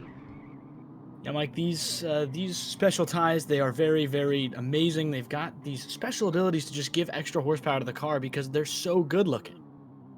Definitely. And Scott Sullivan not quite proving that to be the case, as he is currently sitting in just about P last. Oh, here we go. Professor getting an exclamation mark boost in there, but it's a bit too much into the wall, unfortunately. Yeah, you got to remember there's a little stream delay involved, and it's about timing it. Flat out all the way through the jump, though. Nightbot is walked away with this race, and he's gonna... Nightbot takes the win. All right, we don't count that. Nightbot didn't win here. Robo Awesome is gonna take the win. In my heart. Ooh. Or is he? Oh, I've got a cone with me. This isn't the strategy. Zane, though. Zane with the shake and bake. Blisket, we're going to pass Robo Awesome. Zane Blisket goes down the inside and gets by me at the end, but the cone finishes before me, and I take home a P4. The cone in third. What just happened? That was amazing. That was peak racing right there. The cone getting a draft off you. That was just a robbery. Everybody finishing simultaneously. Carson, great finish as well. Karu is going to be in P last as it looks. Rally Dutchy comes to the line. Oh no Noodles. But Nightbot, Zane Blisket, me, the cone, then me. Robo Awesome, Beachley, Cornford Caster, AV6 Scott, Markor, and then the likes of Teff with Carson, Eric, Rally, Oh No Noodles, and Official Karu bringing home P last. The specialty. Karu's won a couple. Clearly doesn't have it in him anymore. They've lost their touch. No, neither here nor there. Why do you do this to me every time? You're the one driving the car, Karu. I don't know what you're talking about.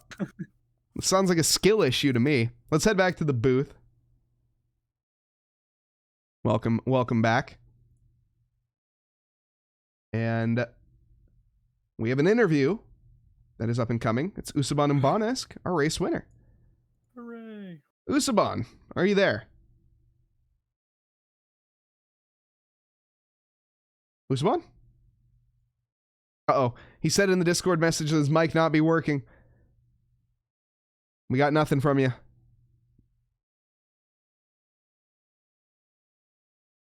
Usaban, hopefully you can get that...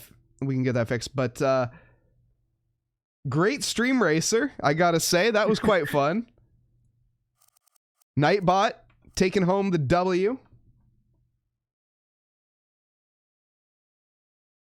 And Usaban still figuring out those issues. We'll get into the game and whatnot while we wait. And hopefully we should be into qualifying, if I'm not mistaken, or at least getting relatively close. Maybe not. No, we are. Lovely. Yeah, we're about one whole almost a decade. I don't know why that I thought that was a form of seconds, but about 10 seconds into qualifying. It's going to be evens first for the odds for the open. Oh my gosh. To be fair, you're not like completely wrong.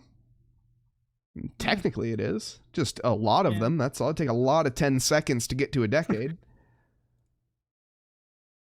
How many? Chat, let us know.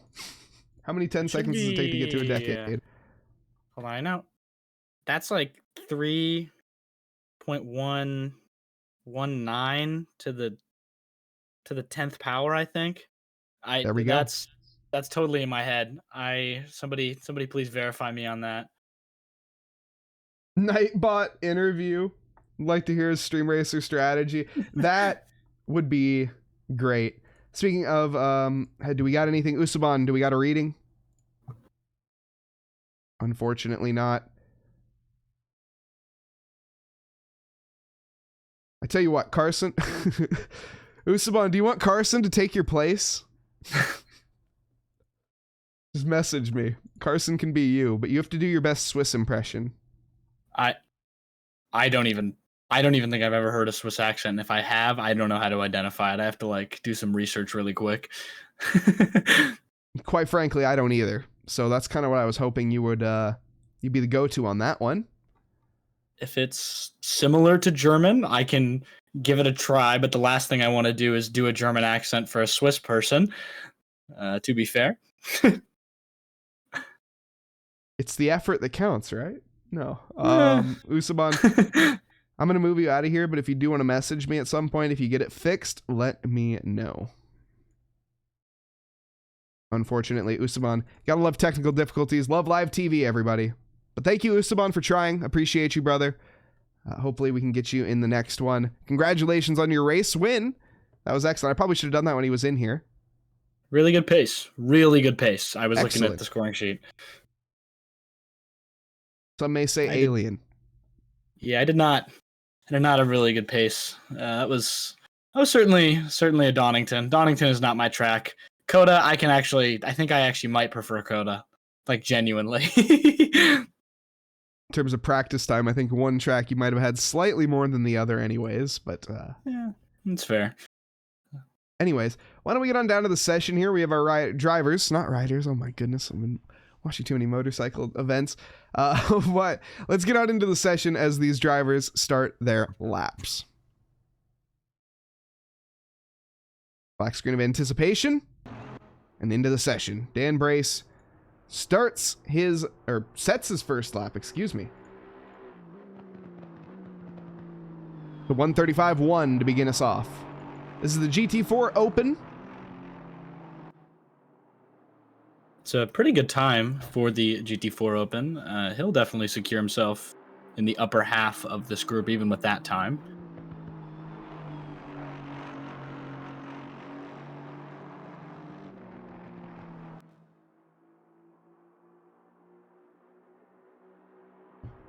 So, we have a little bit of an update from Usaban.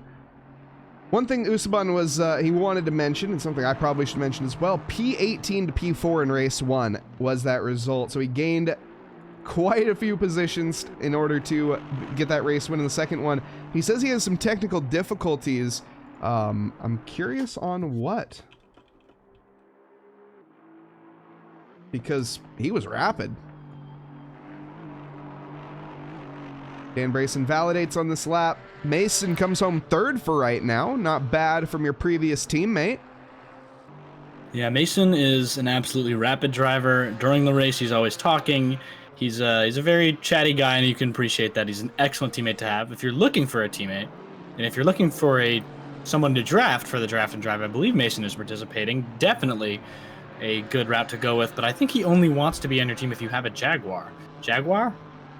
How do I say that? Jag is how you would say that. Oh, of course.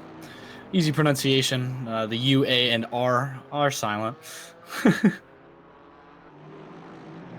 Wouldn't have it any other way, quite frankly. But yeah, if you're a Jaguar driver, I guess hit up Mason Pierchowski, because there's a lot of them out there. Casey Schutte, he's on pole position. Where'd that come from? That was, wow. That was, okay, so Casey Schutte had every single sector by multiple tenths. That was absolutely rapid.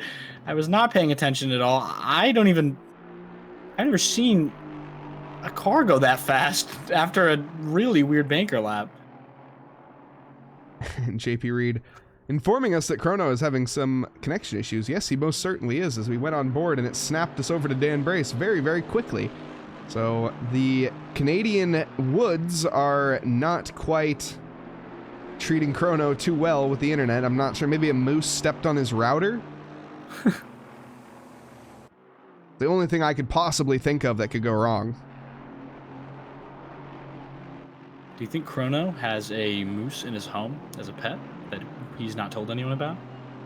No, definitely. Now, who'd have a moose as a pet? You'd be insane. These things are dangerous, man. They broke Chrono's router, clearly. That's true, but I mean, come on. I feel like Chrono could tame a moose. He may be a professor, but I don't think he's done that much homework. Yeah, well, that's really unfortunate if you are looking to tame a moose, but who has been doing his homework is Dan Brace, bringing around now a faster lap than Schutte had. 97 thousandths of a second. About a tenth. Mason Pierchowski falling off the pace here. He needs to put together a little bit better of a lap. As the track rubbers in, it gets easier, of course. And one Bigly. It's happened immediately. It is amazing. Thank you so much for your continued support. One Bigly with $10 dono. Thank you so much. Very big. Thank you very much. That support really does help the channel. All of your money does go toward this organization in some form, and be sure to stick around. If you're not in the Discord, go join it, or else. All the new series are going to be updated soon, as you heard Gakassian say during our intermission between the two races in the rookie series. So stick around, go find something that you want to race, or go find something you want to watch. Ooh, Casey Schutte. He needs to watch his line. Goes off into the gravel. Mason Pierchowski behind that is going to be able to negotiate the corner successfully. And Dan Brace begins a new lap and a new attempt to improve further beyond the Aston Martin. It's an Aston Martin 1-2, though, on home soil here. Yeah, Donington is one of those tracks where the car matters less than a lot of other tracks. You see the Merc on top in a lot of different situations in the GT4, especially in the Enduro on Brands Hatch. You saw a Merc lockout in the top 6. This is not going to be like that. Any car can succeed. Every car has strengths here, and the Aston Martin is definitely a car that you can get around this one very quickly. Now, of course, Dan Super Rev Brace, known for blowing up this car specifically. Now, blowing up one of these engines is obviously nearly impossible, as I think every single one of them has a stamp on them that says handmade in England, which I personally don't know how anything that is handmade in the UK could fail. That seems like a bit of a limited worldview. However, I remember watching that. I believe it was at Coda. I don't even know how it happened. I think he was leaving the pit and he instantly did it. Seconds left the pit, or was it T1 Barcelona? Or something? It was at Barcelona, middle of the track, going up the left-hander that I since have forgotten the name of, because I don't really remember the names of that track because I got weird ones, or not weird ones, but Spanish ones. And the left-hander to the right-hander blew up the engine on the downshift, locked the rears, then blew up the engine. And since then is now called Dan Super Rev Brace, and will never live it down. I don't even know if he knows he's called that. Still have never talked to the man. Did somebody detonated their engine at Coda though? Am I not at Coda? No. Yeah, I don't know of anyone at Coda. Or someone did. Someone mentioned it, didn't they? Or something along those. They did something like that. I can't remember. I didn't see it though, so it didn't happen. I remember I saw it, so it didn't happen. So, yeah. Casey Schutte going off again in that same spot on his final lap. Really difficult. Can't really tell. Really difficult out of that corner that now Brace is going through.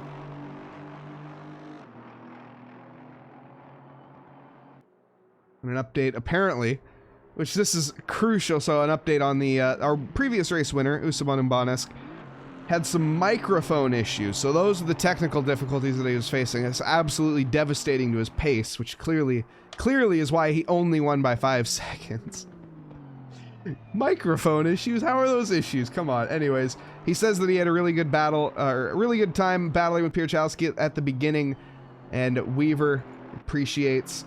It's kinda, I'm reading the message backwards here, that's for sure. But that's, anyways. He says that he hopes that his teammate Vmolek, I've forgotten how to pronounce it. It's Stitsiev, if you remember, he taught me at one point. Has a good race. He's driving for his team, same livery on the grilled cheese, but just happy to participate and looking forward to the next one. Thanks, Usaban. Mason Pierchowski, 37 thousandths off a pole position of Dan Brace. Is this going to be enough for it? He was up in the final sector, but no, he doesn't improve. Mason the Goat Pierchowski he's very inconsistent on a quali. He does call himself a hot lap exclusive kind of guy, but he is very inconsistent on quali. His race pace though is just never all over the place, and he calls himself a hot lap specialist, but he is straight up not. Mason rather can get it going very, very well throughout the entire race, and I think he sells himself short a lot on that. Vadik, welcome first off. Didn't you teach me how to pronounce Usaban's teammate Vmolek? Which I am not saying correctly again. Or was that not you?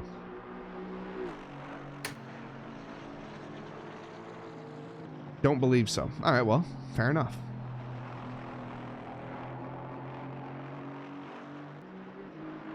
Either way, moving on from that one. Okay. Oh man, as Carson's ring light attacks him once again. All right. Sorry for, I don't know how loud that was. Very sorry for It that was noise. pretty loud. That scared me pretty bad. So sorry to everybody in chat whose headphones just exploded. Or eardrums.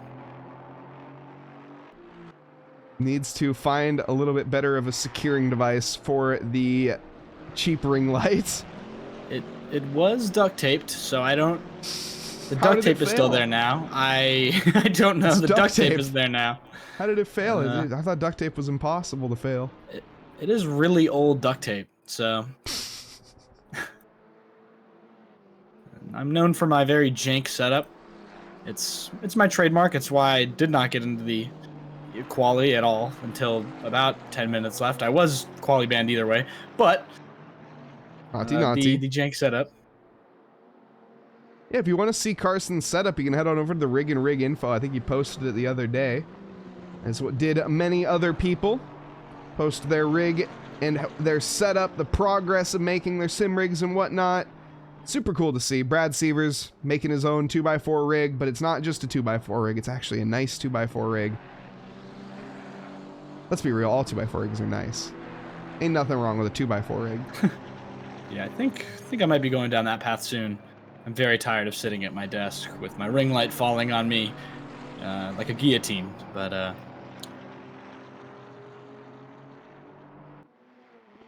no comments about the French. Anyways.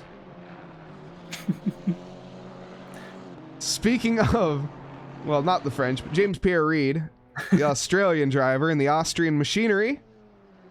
Or should I say the Austrian driver in the Australian machinery? I kind of like that more. I don't. Well, the problem is, I think with that is, you started that with, speaking of France, the Australian driver, which was a little. It's more that his name's Pierre. That's kind of what I was going with. Pierre's just, it's a French name, you know?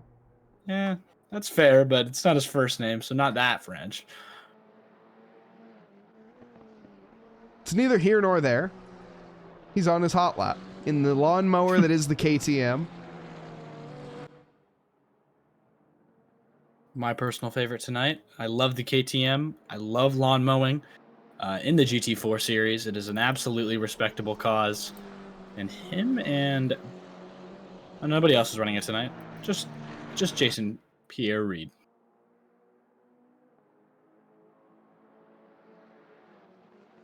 We also have Jacob Church joining us in this session. Currently sitting P15, bottom of the time charts, but still, I think a brief improvement. We'll have him up there in the rankings. Looking at the GT4 Open Championship, currently leading it, you guessed it, it's Ollie Raza.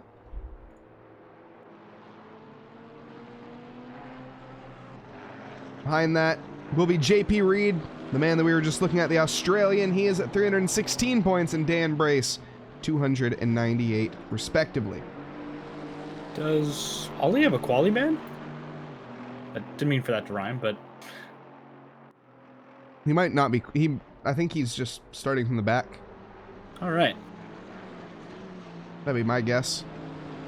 He has secured the championship, I believe, so nothing to lose. I don't think he actually mathematically has secured the championship. I think he can technically lose it. I just think he's here to have a good time here tonight. I appreciate that.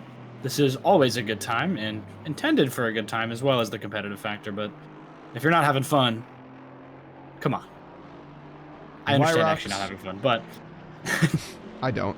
Wyrock's joining us. Welcome. Thank you for the follow as well.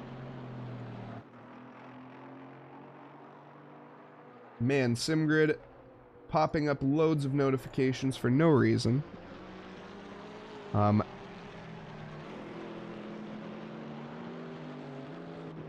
Wyrex, you don't need an account with Assetto Corsa. You just need a Steam account. If you're looking at purchasing the game and need it a little bit cheaper, I'd recommend maybe taking a look at CD Keys. They have a good price there.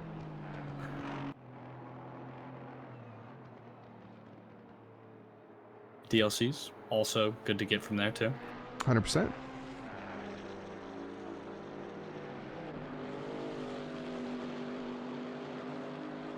They're free. You just have to sign up for one.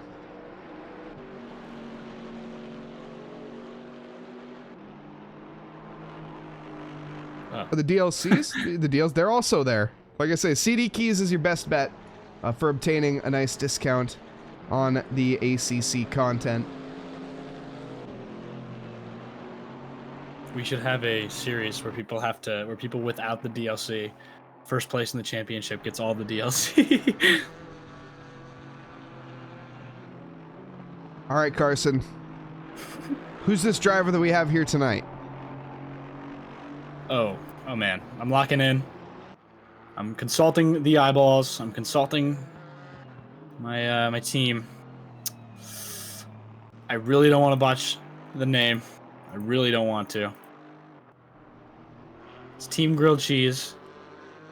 Bamolik. Yay? That's close. I think it's Yaie, is how how I was told before. Okay, well, I don't feel that bad. No, that's honestly much better than my first attempt. No, you really didn't. I was expecting much worse, so no, hats off to you. That was pretty good. Rocking the Team Grilled Cheese livery, of course. Absolutely a beautiful livery. I don't know why it's purple. Do not eat purple grilled cheese. Sounds like a you problem. Mike, are you eating purple grilled cheese? Are you not? Making it sound weird. Anyways, JP Reed, currently sitting in 5th. 10th and a half down. Less than a 10th separating our top 3. JP Reed currently on a setup lap. going to be starting it here. He's got that KTM in 5th right now. Is Scott Sullivan, I believe. That's Scott Sullivan who crashed behind him. It most certainly was. That's going to be Scott Sullivan's qualifying over in a puff of smoke and a smash to the barrier, a foot full of throttle, and that is, well, an easy mistake to make there. Magic Beans? Is that the guy that blew up his car on pole position? Yes, it is. Dan Super Rev Brace. Oh, the guy's name is Magic Beans. I was really confused there. Or JP Reed, man. I love the KTM bow, and I don't like to play favorites as a caster, but how can you not see a KTM bow and be like, yeah, I want that guy to win? He's got a fighting spirit, does the Australian of JP. Up for a challenge, and he's got one tonight, to be fair.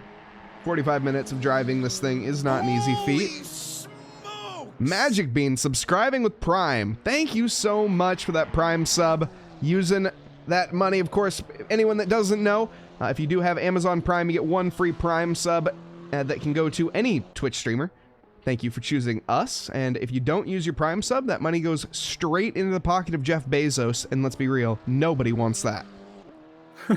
Jeff Bezos has a lot of money, but you could give it to TRACKILICIOUS. If you feel so very kind, all these donations, again, help the series out a bunch. And JP Reed, just going to call it there. All your donations help support the staff and, well, really make it possible to put on the amount of events that we put on. And it's a lot of time that goes in from a lot of people behind the scenes. And like I say, you guys are what makes that possible. So thank you so much. Also to our patrons. That's going to be our grid here for tonight. Let's get on in here and let's meet our drivers. Starting off in P1, it is going to be the man who blew up his engine, in fact, back on in this series in Barcelona. It's Dan Brace, the number 46 Iron Man Aston Martin. Lined up next to him on the front row, Mason Pierchowski in the Porsche, with Casey Schutte, the 444 in P3, the Aston Martin Reckless Racing GT4. Potts Weaver bringing home 4th in the Potts Autosport. JP Reed, the number 15 in 5th. Excuse me, and P6 belonging to George Elmer, the number 22 car. Scott Sullivan in 7th, with Justin Beachley in P8, the number 18.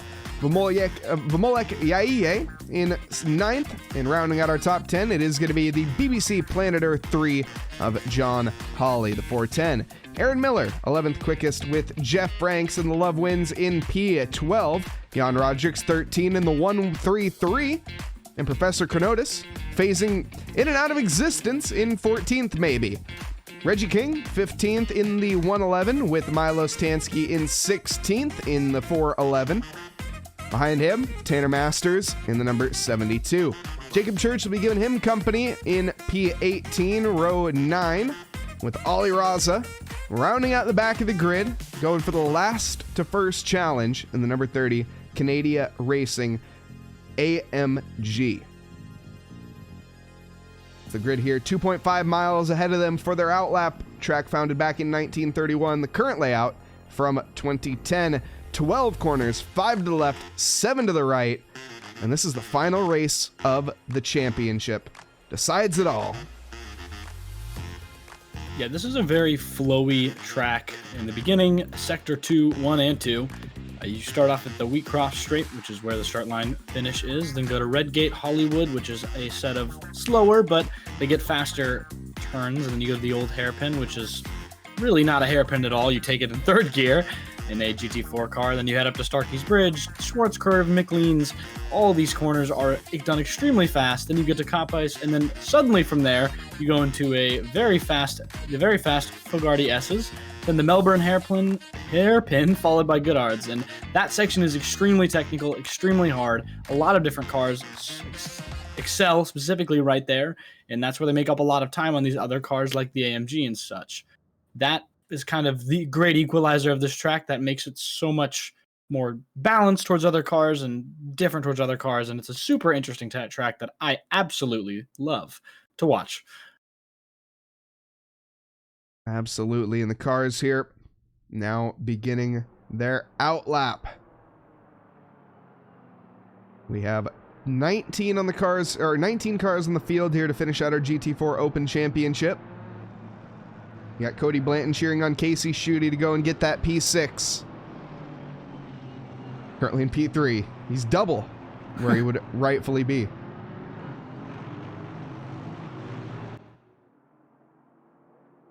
Only time will tell for Casey Schutte.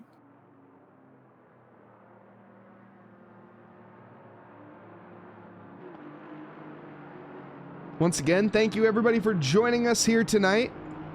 It's been a long championship. 8 races. Well, 8 streams, or 8, yeah, in terms of races, it's been quite a few.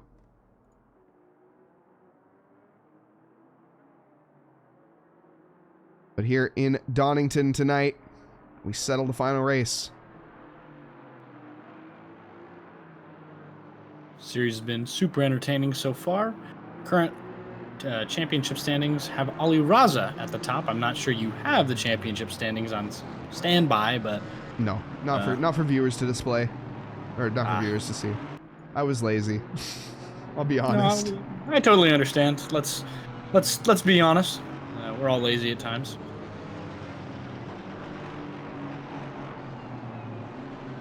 In terms of the AM class, that's where we're going to see a lot of shakeups. Currently, Pierchowski, he is all the way down in 9th in the championship. Started late in the championship, that's why.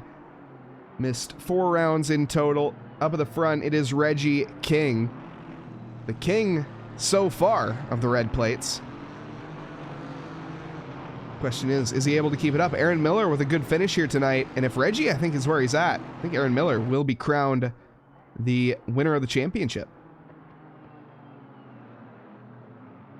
That'll be a super interesting finish, and obviously with white and red plates, you have 2 different championships happening on the same track. It's super cool. I really like the format. I like 2-plate formats. I think it creates a lot more kind of drama and storylines, but obviously I understand why people don't like it as much. I'll leave my opinion to the side.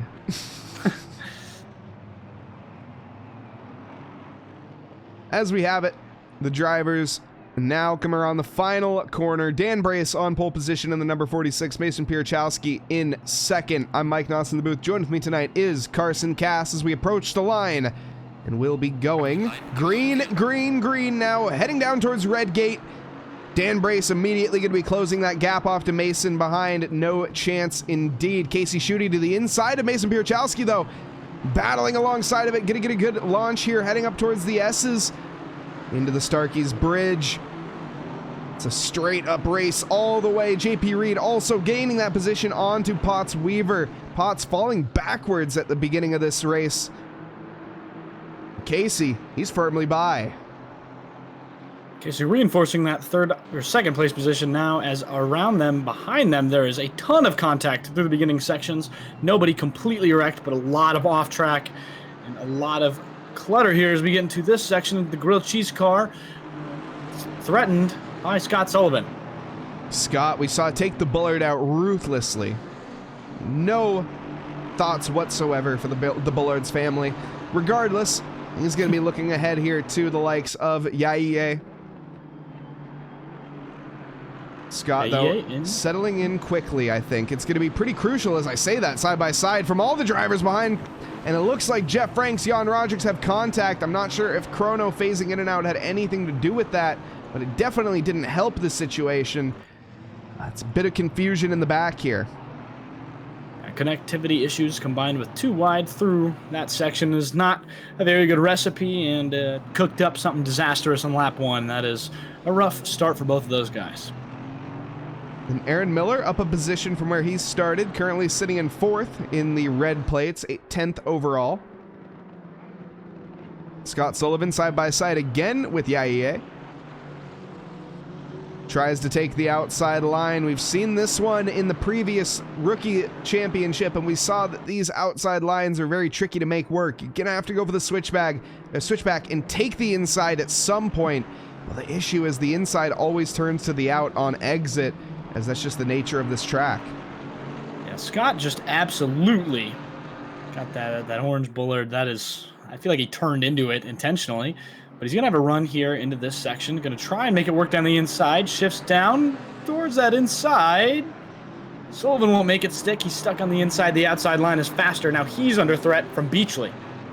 Beachley from out of nowhere sees an opportunity, went to take it, runs wide. That's going to cost him pretty massively as Aaron Miller now with the help of John Hawley going to get by. I don't think Beachley's going to be able to slot into or in front of John Hawley. It's going to be tricky. Into the corner we go, side by side. John is very respectful. Yeah, you need respect there to, well, survive that turn specifically, and just what they needed. Uh-oh, JP Reed and Potts Weaver have had it coming together. I think ahead somebody got turned by someone. But Potts Weaver now going to fall behind that grilled cheese racing car. Under threat now of Scott Sullivan. Not sure what happened there. We'll see it. Bit of a concertina effect. I don't think Potts fully expected the KTM to slow down as much as it did, but I think unfortunately JP Reed, he had to. He had Mason Pierchowski in front of him and really had nowhere to go. Yeah, it's hard to fight for those lines. You obviously don't know what's happening for the driver in front. It's completely reactionary, and sometimes it's just too late. And that KTM gets turned, he'll go directly to the pits for damage. Awareness is key, and a slight lack thereof, well, that's the result. We see now Potts Weaver under heavy pressure from Scott Sullivan. This is for P6. Sullivan didn't really lose position. Weaver just kind of fell down. He's going to give pressure all over this back bumper, but his AMG is seeming to struggle through that section specifically, as now he's again under threat by the car behind. Miller trying to make it work on the inside, almost loses the car. It's Weaver and Sullivan. What? Just how? Okay. Oh, it's that Sullivan ahead. I apologize. Sullivan is ahead. Miller almost lost the car. Justin Beachley trying to find any weaknesses he can here, forcing an error maybe into Aaron Miller. Side by side though, Scott Sullivan, or excuse me, Potts Weaver and Yaiye once again. Potts is not trying to waste any time stuck behind this Aston Martin, but unfortunately, he has no choice. Looks like everybody is stuck behind this Aston Martin right now. A absolute bundle of cars in the back as Chronotis phases out of reality and misses the braking zone just behind them. Scott Sullivan, though, going to be under threat from Miller behind. Miller going to try and make that outside line work. Sullivan going to have the faster inside line. Going through, Sullivan just a bit slower. He's going to have a better exit, though. Miller went real wide. Not real wide, just a little bit wide. We'll be side by side through the first sector. Yeah, some hesitation from Scott. I don't think he's going to get it done here. Oh, and he does actually. I'm not sure if there was a scare from Beachley behind there, but regardless, Scott got it by. That wasn't the cleanest overtake I've ever seen from... I mean, it was clean, I should say. In fact, it's not even done yet. This Aaron Miller comes right back at him. Yeah, Scott just didn't look like... He didn't look like Scott there. I don't know how else to put it. That just didn't look like the most tidy attack I've ever seen from him. He was kind of all over the place, and he's going to have to try again. Beachley went off just off camera. Those Mercs seem to be struggling. They struggled at the same time through the same corner. That back end both getting lost. Scott Sullivan now under threat from Hawley behind. Scott Sullivan going backwards at this point in the race. Needs to find that little switch. You got to flick a switch in your brain here. I think it's, you start to get a little tilted. You start to get rattled, and it's a trickle-down effect. You got to flip that switch back into that dialed mode. Chronotis trying to take advantage of the likes of John Hawley, isn't able to make it happen. Despite going invisible, I'm sure that might be a little bit of an advantage. If it wasn't actually lag and it was actually going invisible. Definitely need to give a wide berth there to Professor Chronotis. Oh, Scott Sullivan, he's gotten something wrong in this race. I have no doubt about it. Something is not right. He's down a position from where he started. His back end looks very loose. He's got 38 minutes to go with one pit stop. This is going to be a long race ahead of him. Seems like all the Mercs are struggling. I'm kind of noticing a pattern of Mercs just losing the car. Beachley lost it, and now he's behind. And 4 Mercs in a row, 12th or 15th. Sullivan is the highest with that German school bus. And speaking of, you would have thought Ollie Raza would have carved his way through the field a little bit more by now, but he just hasn't. Still P15, you're right. The Mercedes might not be the best at this track. despite it being the best the past few weeks, it's just, yeah, you're right. It just seems to struggle here for whatever reason. And a lot of it seems to be this sector specifically is the grilled cheese car. Yeah, looks to be a fully unforced error. Let's see. The number 29 car here onto the inside curb's gonna wash wide, get a tire onto the grass. Yep, and light him up. That is a simple mistake to make. Once again, Eric had mentioned it earlier. Yes, that's a rookie mistake, but it's also an amateur mistake. It's a mid-range mistake, and it's a pro mistake. It happens to everybody. Just wash wide there. Tires spin up, and you lose traction. Ali Raza, the inside here of Reggie King. Raza going to get past, slides that car out back. Bit of a Tokyo drift to keep himself ahead, but he's going to be under pressure with the slower exit as the Willy Wonka car attempts to make a move.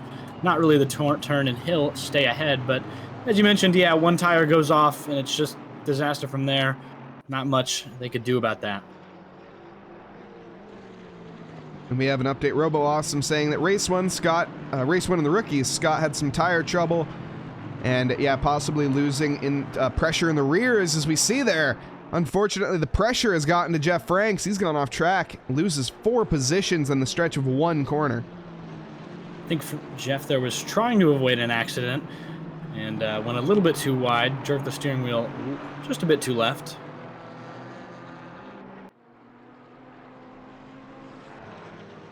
Ali Raza biding his time in patience here. He's got 36 minutes to make whatever happen. Although stuck in the AMG train. I mean, this looks like a high school parking lot. The German school bus is all together.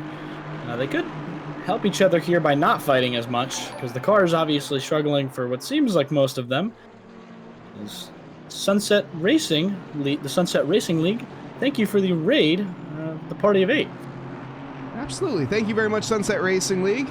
You're joining us here at a pretty good time. We're currently about 10 minutes into our 45-minute race, and we have a battle for the lead currently underway. Casey Schutte is going to hold on to, or rather Dan Brace holds the lead for now. Mason Pierchowski, though, going to be breathing down the neck of these two. As it stands, the standings are Dan Brace in P1, Casey Schutte in second, Mason Pierchowski third, George Elmer in fourth, Potts Weaver fifth, Aaron Miller sixth, Scott Sullivan in seventh, John Hawley in 8th, Professor Knows 9th, and Jan Roderick rounding out our top 10. It's a bit of a struggle bus for the AMGs here tonight, and the Aston Martins seem to have track dominance. But thank you to everyone joining us. And Sunset, hope you guys had a great stream as well. Yeah, I mean, that battle up front is definitely going to come down to how the Porsche can handle these turns. If you're going to watch here, you're going to see Mason towards the back sector gain a lot more time. He gained a lot more time through that turn, specifically right there. That Porsche excels so much in these fast turns. It is insane how much time Mason gets every lap and how much he loses due to the Aston Martin just sort of getting past him in these straights. Mason was faster last lap, and actually was the fastest lap of the session. I think that's mainly due to the fact that these two are squabbling with each other. Mason seems to struggle to keep up despite the pace, but he is using these two for the slipstream, and I think he's just happy to stay in this P3, not make any big moves. And if these two end up taking each other out, well, he'll be in the lead of this race with a 4-second gap to George Elmer. That's 2 less opponents and a free lead. So the two in front obviously want to avoid contact, but sometimes it happens, and you're fighting hard for the lead, but there still is 33 minutes left. Pit stops galore, so we'll have to see how that shakes out. And that's IEA, speaking of pit stops, making his 1 mandatory stop for the night. Looks like JP Reed also managed to do that, and Jacob Church had that drive-through penalty, I think. Yes, he did. I think that was for a start place infringement, unfortunately.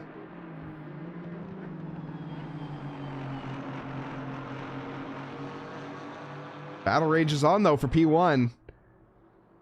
Dan Brace keeps a hold of it as Professor Kenotis keeps jumping into the lead of the race on my timing charts because he is lagging in and out of existence. Professor Kenotis, not quite stable in our dimension right now, but definitely running a lot faster despite that. Oh, Scott makes a mistake again. John Hawley, easy overtake. Scott is just going backwards in this race. Let's jump on board. A lot. I'm curious where that setup is. You owe me a Coke. Let's see. Onto the throttle. This is going to be the real tell up ahead here, is how much steering input are we going to be seeing from Scott Sullivan. Into the chicane. Whoa, a big send from Chronotis, and that's not a fight. That is Scott Sullivan allowing Chrono by. So yeah, that's really scary. Yeah, that is really, really scary. That wasn't that. He knew what he was doing. That was... It feels bad. You shouldn't be letting Chronotis by, and it looks like he might even let JB Ruzik by. This, or Jan Roderick, excuse me, that is going to be. The car seems to be planted. It's just slow. Yeah, and maybe it is planted because he needs so much grip there. The setup not being where he is, but all these AMGs behind him now, slowly creeping in on him. This is going to be really bad for Scott if he can't hold them off, or if he can't figure the setup out soon. What is the 511 on Casey Schuette's car? I actually do not know. Be curious. I mean, I don't know. We got some time. We can take a look. I'm not sure what it means, but there it is. 511 is a brand, I believe. 511 Tactical is a tactical apparel company. Oh, okay, that makes sense. Casey Schuette, he often representing similarly. I think he has the Black Rifle coffee livery as well. So fair enough. That would make sense. I do only know that from Ghost Recon. Excellent game, completely unrelated. Just thought I should mention that it is my favorite game ever. I can't believe you've played that. Yeah, it was a weird one. For me to play specifically. Yeah, well, what are you gonna do? 8-year-old Carson.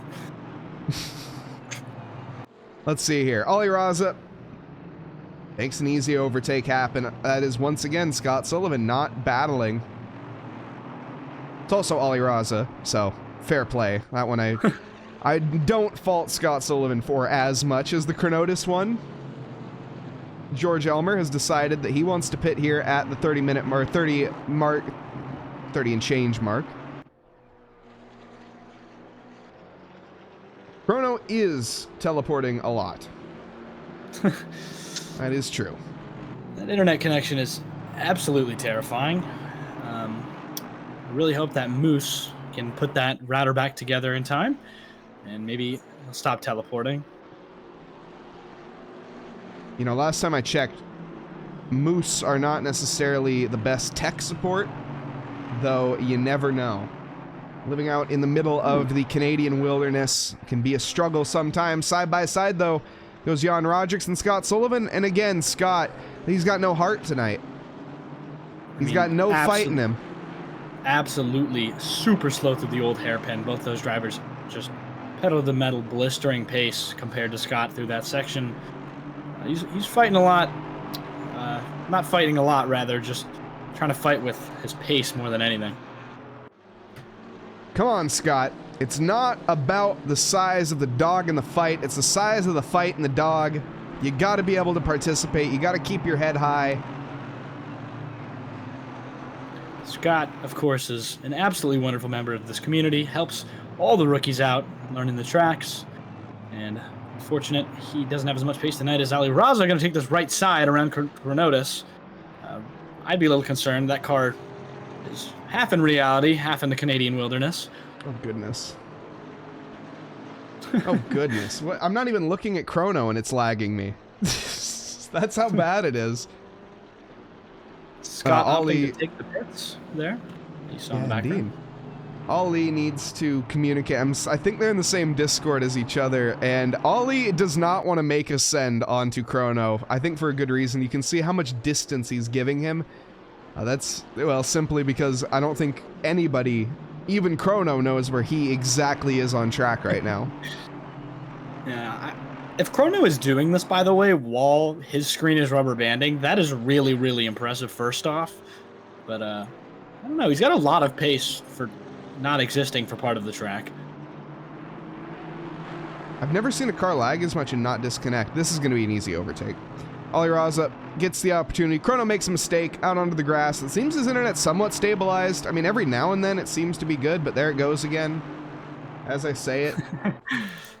Chrono is doomed now because of you, unfortunately. I don't think it's because of me. I think it's because of that You moose in his living room. That is true. His pet moose. Well, I don't even know if it's a pet moose. I think the moose just lives there now. Yeah, I wouldn't argue with a moose, quite frankly. If it decided to live in my house, fair enough. Squatters' rights, I guess. Right? Although living in Seattle, it might be a little bit different. If I saw a moose in my house, I'd be very, very concerned, to be completely honest, but for multiple reasons. Also, the IEA, he's still in pit lane. He's been there for 9.5 minutes. Not too sure what the situation is there, but hopefully can find the way out at some point tonight.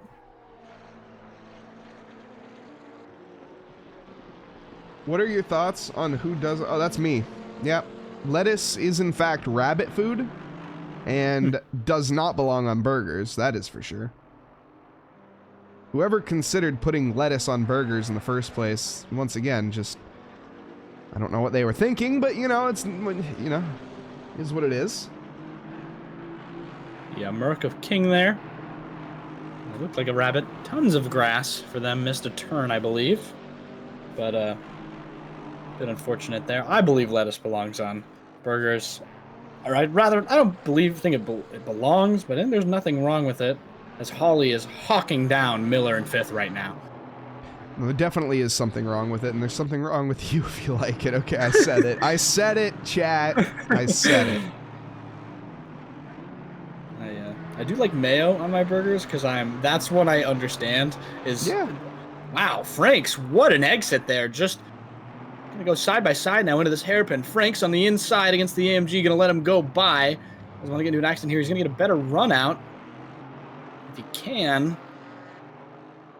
Ooh.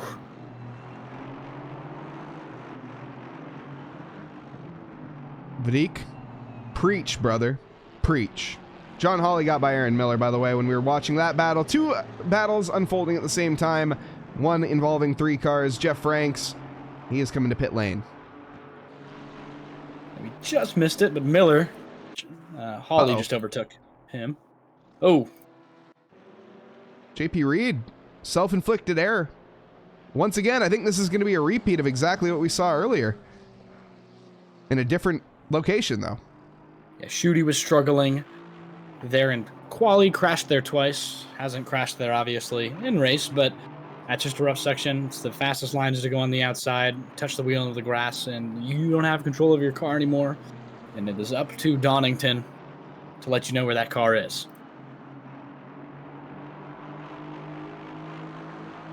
Vadik, you are so right.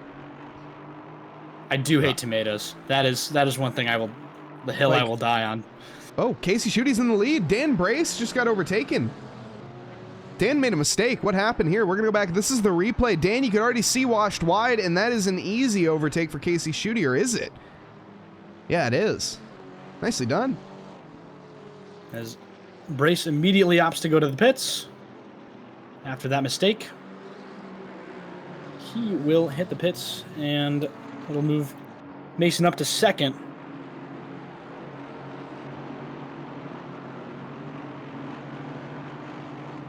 The other side now. Stuck on that Aston Martin for now. I think Mike is back. Yeah, I had a minor coughing fit. We're all good. Throat's currently drying out. If I had to think about tomatoes too. Also, Ollie Raza, 6th now. Just got ahead of Aaron Miller, who is kind of in a weird position there. Not technically 6th. There's a few drivers ahead of them. Obviously, a few hitting the pits. Mainly, Brace. And Vadik with a much-needed hydrate. Get that water in there. As I have been talking for just about 2.5 hours now. So, you know, losing the vocal cords here and there. It's all good. You know, Mike, I have to thank you for your service. Always here for us. I wanted to make Eric very happy with that one. Hopefully he is tuned in. I'm sure he'll be proud. I think he's currently driving off to his game to go and kick a ball into a net at night. I do love soccer. It is soccer. I will also die on this hill. I have very few opinions I will never change. That is one of them. You are American, aren't you? And that's coming from an American. Speaking of Americans, Aaron Miller. Aaron Miller. I think that's an unforced error there. I think he is taking freedom a little bit too literally and exploring a bit of the track that... Oh. Wait a second. Did he mess up his pit entry? What happened? He totally did. He thought he pulled into the wrong pit lane. Oh, no. My goodness. Aaron Aaron Miller. Oh, you have a new nickname, man. Aaron Pitlane Miller. You love to see it. Oh, that is tragedy. Mason did that in practice. I watched it happen. He slammed into that. Oh my goodness. That is no way. I'm so glad we got to catch that live. That is brutal. Aaron Miller, you are never living that one down. That one's sticking with you for as long as you're in Trackalicious, maybe longer. Oh, that was great. Man, Aaron, thank you first off to Aaron Miller for all of the work that he does here, being the senior steward and the senior manager, I should say. So, I'd like to... does a lot here for Trackalicious, I gotta say. And also, thank you to Snow Winky for the follow. Much appreciated. Too. Very upset with Vadik there. American football should not be called handball. That is straight up wrong. Yeah, they do right. kick the ball. It should be called hand egg, you're right. You know, I don't know where that comes from. I played football for 5 years of my life.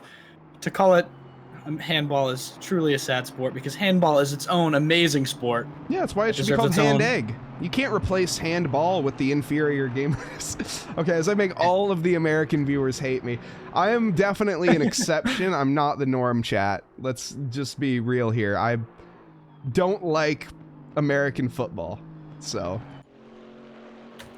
And I'm the other polar opposite. I've played it for multiple years, and I am a season ticket holder of an NFL franchise. So obviously a bit of a different opinion for me there. It's all right. Everyone's entitled to their own opinion, even if it's wrong. Now, Absolutely. whoever's wrong in this case, Mike. I'll let you decide. Only like motorsports, basketball, and hockey. HH, brother. Vadik is a man of my own heart. Look at this battle out of pit lane. Ollie Raza gets squeezed by George Elmer and Dan Brace. This is a battle for position through and through. Curious where Elmer's going to end up with everybody else's pit stops, but Ollie Raza, if he gets around Elmer, which he'll try the outside, won't work, decides better of it, doesn't want to slam into him. With that Mercedes already struggling through that section, he'll lose some time here just purely, I think, because the Aston Martin is dominant on this part of the circuit. And welcome to Fire Medic Slim 42, loves football. Oh! Whoa! George Elmer's spinning and pirouetting rapidly. Speaking of ice skating, we have a figure skater out there. Unfortunately, it's a McLaren 650. Shoot. It's 650, isn't it? No, it's not a 650. I don't know, that McLaren... Oh, unforced error. We've seen that happen. And a big dramatic spin at the end, too. Might The have saved that. 570S. There we go. Might have saved that, but he did get into contact there with the Aston Martin. Obviously not the Aston Martin's fault, but definitely may have saved it. Definitely did not save it, as Ollie Raza goes around Dan Brace for that position, whatever it may be relatively. He's going to have to make it stick in this last corner. Down the inside goes Brace. Raza going to have a better exit. Brace slowed down real heavy. Raza goes wide out to the other side. Raza going to have that inside line, I think. Yes, he will. I want to look at two places at once right now so bad because Aaron Miller and JP Reed have had contact. Ollie Raza gets by Dan with the switchback. He's going to have the inside, though, for the next corner. This is a battle of the century.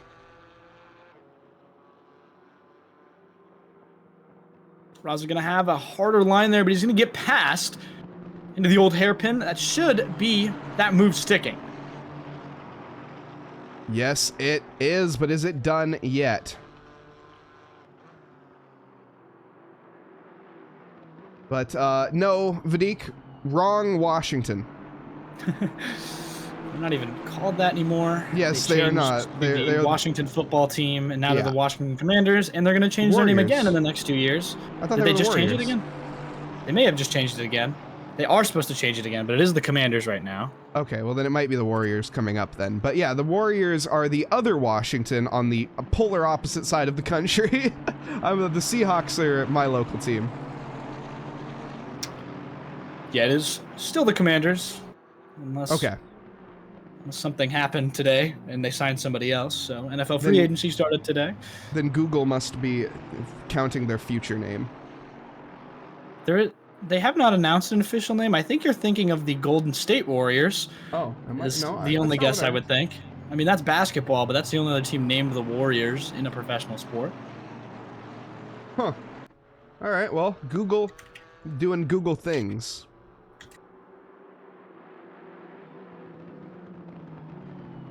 And no, they're not Vadik. And yeah, that like I say, thankfully, that name is gone. Yeah, that is abhorrent to sports, period. But kind of a run here for Brace. Brace kind of closing in on this gap. Not 100%. Raza still ahead, obviously.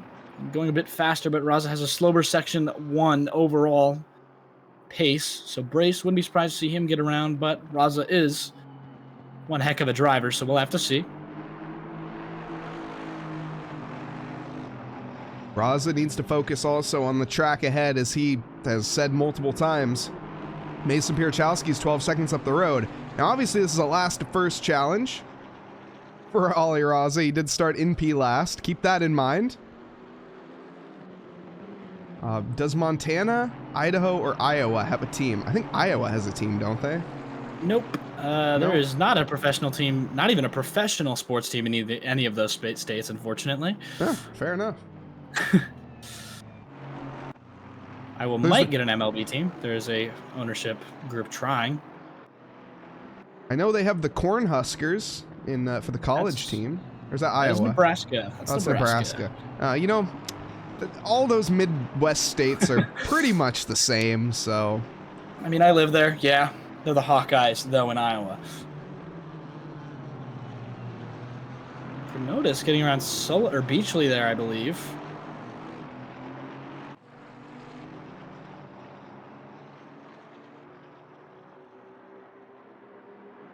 Oh my goodness, Chrono. I mean, the lag must not be too bad on his end if he's able to contend with it for the entirety of the session. Yeah, rather glitching around Beachley, I maybe should have said. Also, I gotta say, Snow Winky also agreeing with me that American football is mid. I will say I don't hate American football, it is just mid. I think that's the best way of describing it.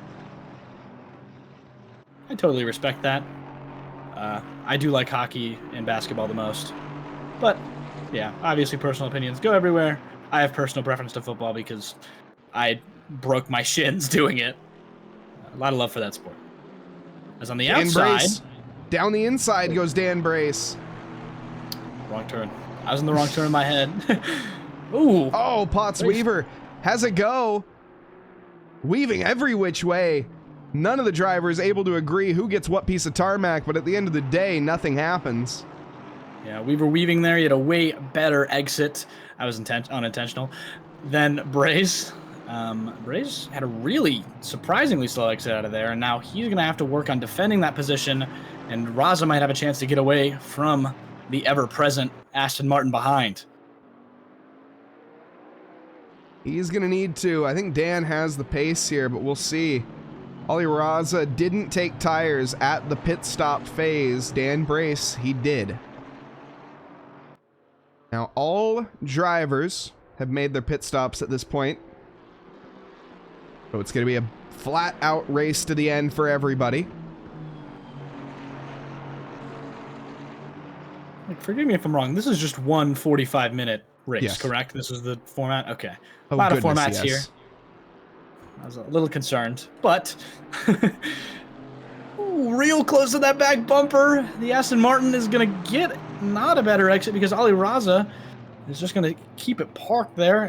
I mean, you can see there how different those cars' lines are. Raza slowed down so much before the Aston Martin there. The Aston Martin can slow down later. Same with the McLaren. And I'm going to be interested to see how they take this section, the S's, real quick.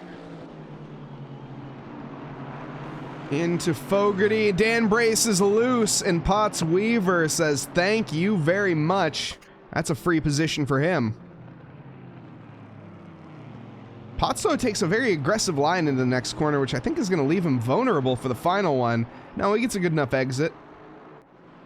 Yeah, Weaving Weaver might be a good nickname. I don't like that, Nick. That's got too many negative connotations. What's wrong with weaving?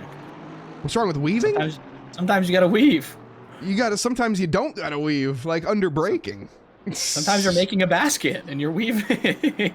No, I think that name's got way too much negative connotation to it. Well, really excellent move by him. Great exit on that turn. Not trying to take away from him at all. What? Very random question from Vadik. Do you guys like or dislike colored different edges? Colored diffuser edges. Oh my goodness, I'm not dyslexic at all. It depends. What car is the first car? It depends on the livery. It depends on the car. I saw it on Potts' car. Yeah, it's that bottom orange. Oh, I like that. Yeah, I think it definitely depends on the livery. I've seen it look absolutely abhorrent before, but I think it looks really good on Weaver's car. Weaver's car in general looks great. The McLaren that I made back, the Morton Salt McLaren, I had these as white, so no, I absolutely am for painting the diffuser bits. It's just as long as it's fitting. It depends.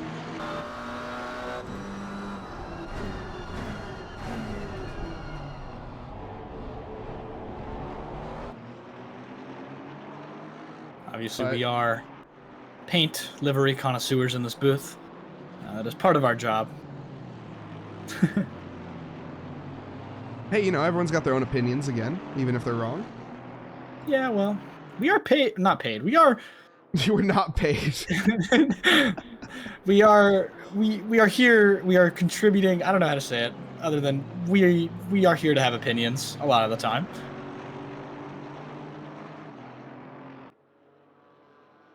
Yeah, it's sometimes horrible looking, but it just, you know, some liveries are horrible looking too.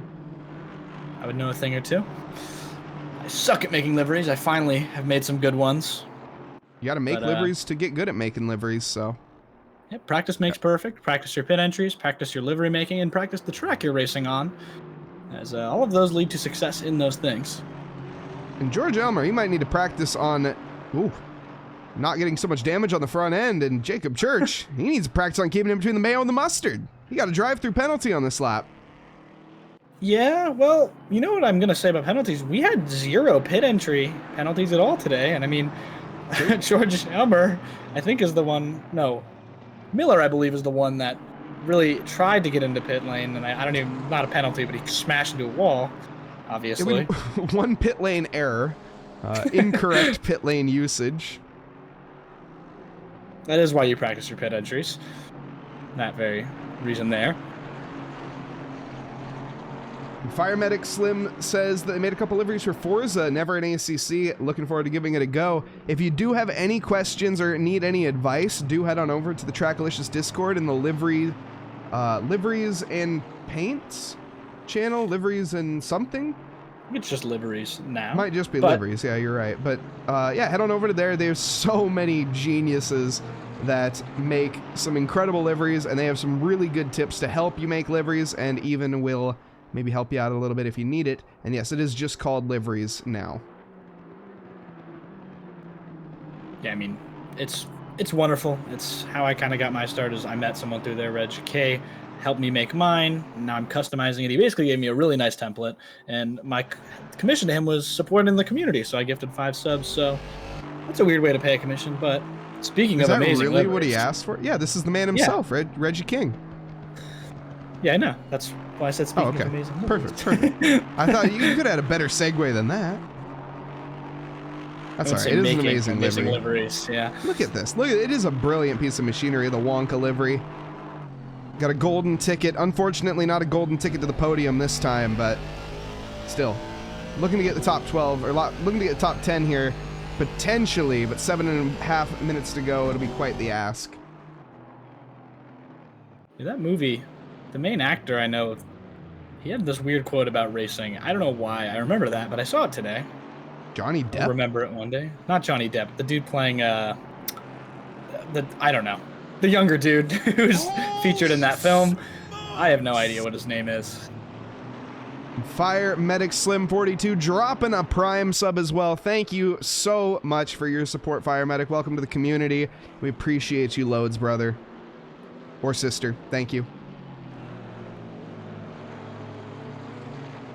Orlando Bloom. Thank you, actually. That is the exact name. I'm going to look up that quote. Head on a swivel. Got his head on a swivel here for the random obscure knowledge. Welcome as well. First time chatter. He came prepared for that. I can't find it. I'm not going to find it. I don't care enough. Anyway, four-way battle for this third position here. It's Holly, Raza, Weaver, and Brace in that order. Brace started on the top, moving towards the bottom with how this race has been going, but definitely a lot of pace has been struggling in this specific sector. It's how Raza and Weaver got by. Vadik, what do I do now? Mike Nause is ugly. What? What? Let's just, you know, I got feelings too, right? That was Mike Nause catching a stray. I'm not really sure why. I guess that's not. I guess that's directly at you, but Thank you, Vadik. Appreciate your love-hate. Vadik is one of my favorite chatters. He's always here. He's always providing interesting commentary, despite being in the chat and not the booth. Also providing great help to people in Discord as well. Anytime there's a question, Vadik always one of the first people there to help, so. Gotta bring him down to bring him up. Yeah, you gotta knock him down a peg to build him back up, right? That's the saying or something like that. That was real funny. I was not ready to see that. I didn't mention it because I didn't know if you were gonna mention it. No, I'll mention it. I like Vadik. He's a good lad. Good lad. Holly Raza piling the pressure onto John Hawley. He's doing a good job of holding it on so far, but how much pressure? I know he currently has the weight of the ocean on him. The BBC Planet Earth with some sea turtles. Now, Ollie Raza. That's just like basically the gravity from the sun. That's a lot of pressure. Maybe not that much. Oh yeah, because okay.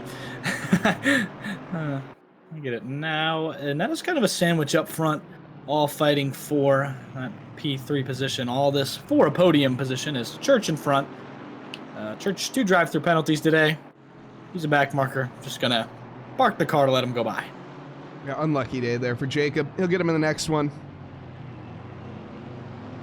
But you'll find out when the next one is in the next few days. Check out Discord. Make sure you're staying active and prepared for the next championship. Sign up for it. Get a jump. And maybe you'll be competing with these guys next season. Yeah, absolutely. In the next 2 days, TM, they'll be coming out. Or 3 days. Copyright. According to Eric. According to Eric. And if Eric said it, he probably will have it, but I'm just going to keep him honest, that's all.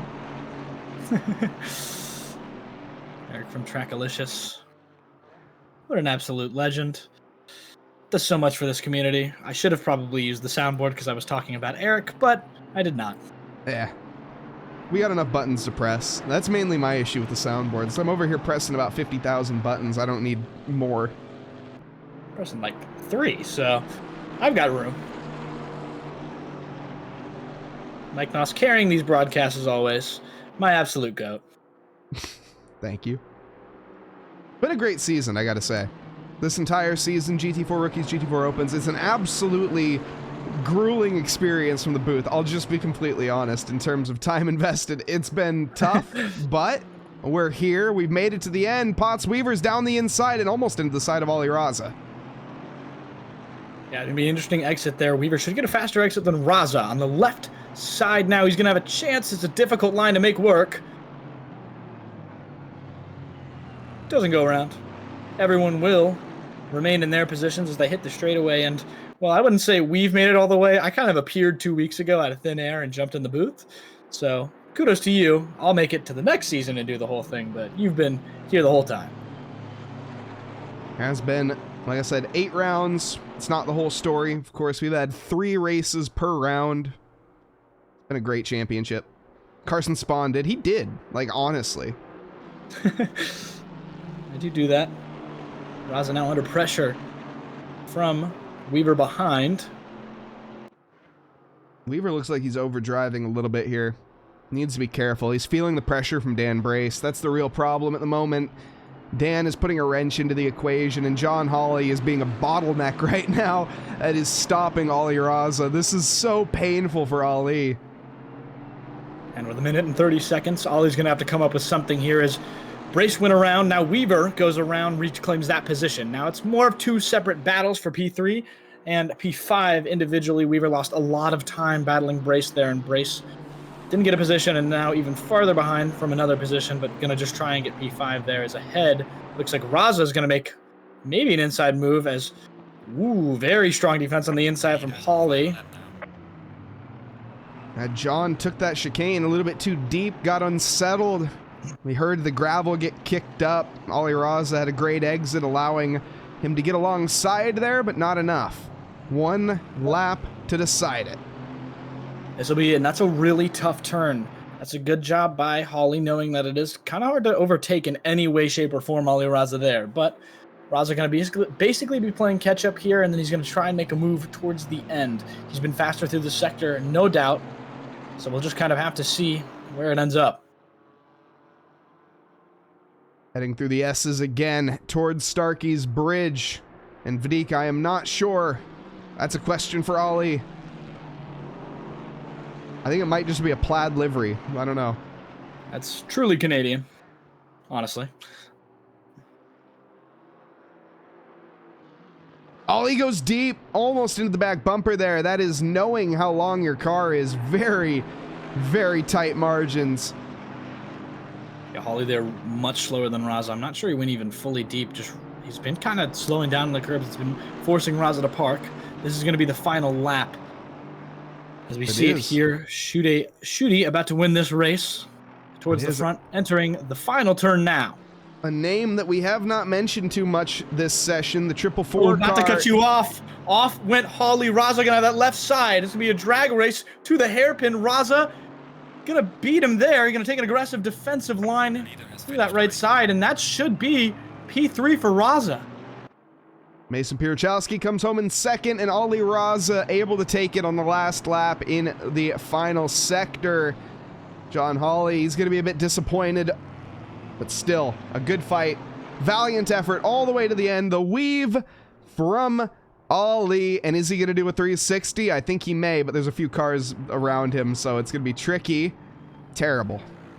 Oh. It's just terrible. Forgot the tire barrier was there. I did a better 360 when I was, goodness. crashing the car. But Chrono is going to make it home for 7th somehow. I have no idea how he made it even to the line. George Elmer 8th, Scott Sullivan 9th, and Justin Beachley rounds out our top 10. Yeah, Chrono teleporting across the line there.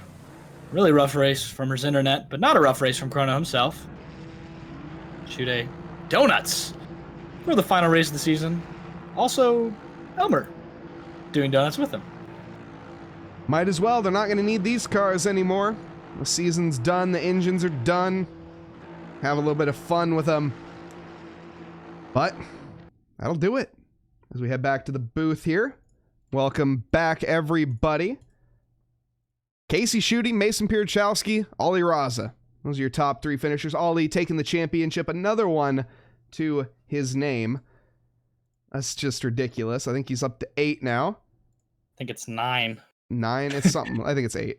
But as we have it, I think we have our rookie winner? No.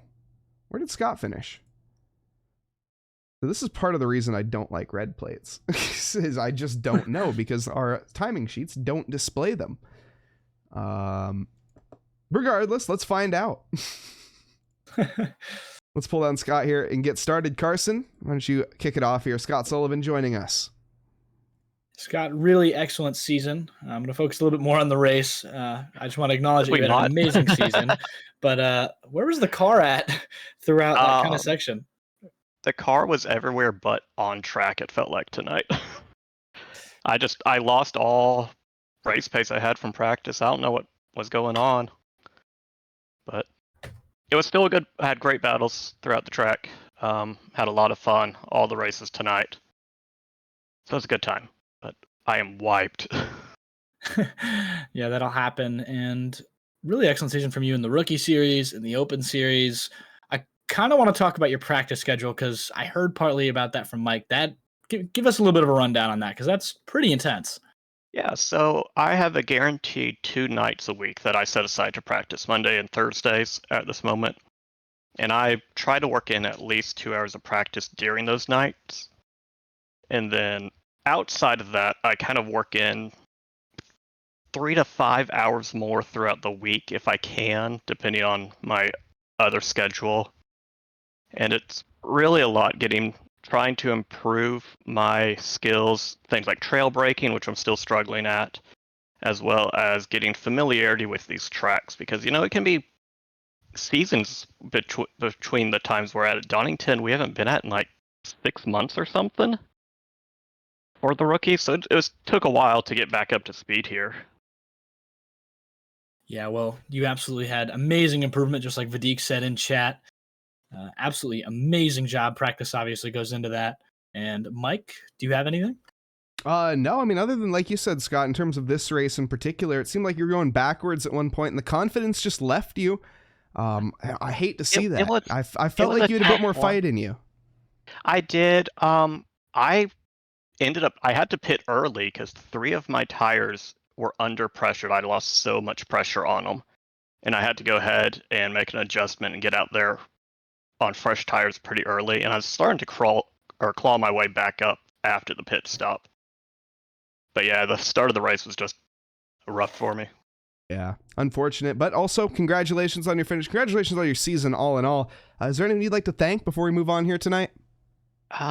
As always, my community, but also huge thank you to TRACKILICIOUS over the last year and few months. I mean, I think, Mike, it was you that came in and invited me all those months ago into this, and it has just been an amazing year. Just how much growth in myself, but also within the community, seeing everybody else improve over this last year has been fantastic.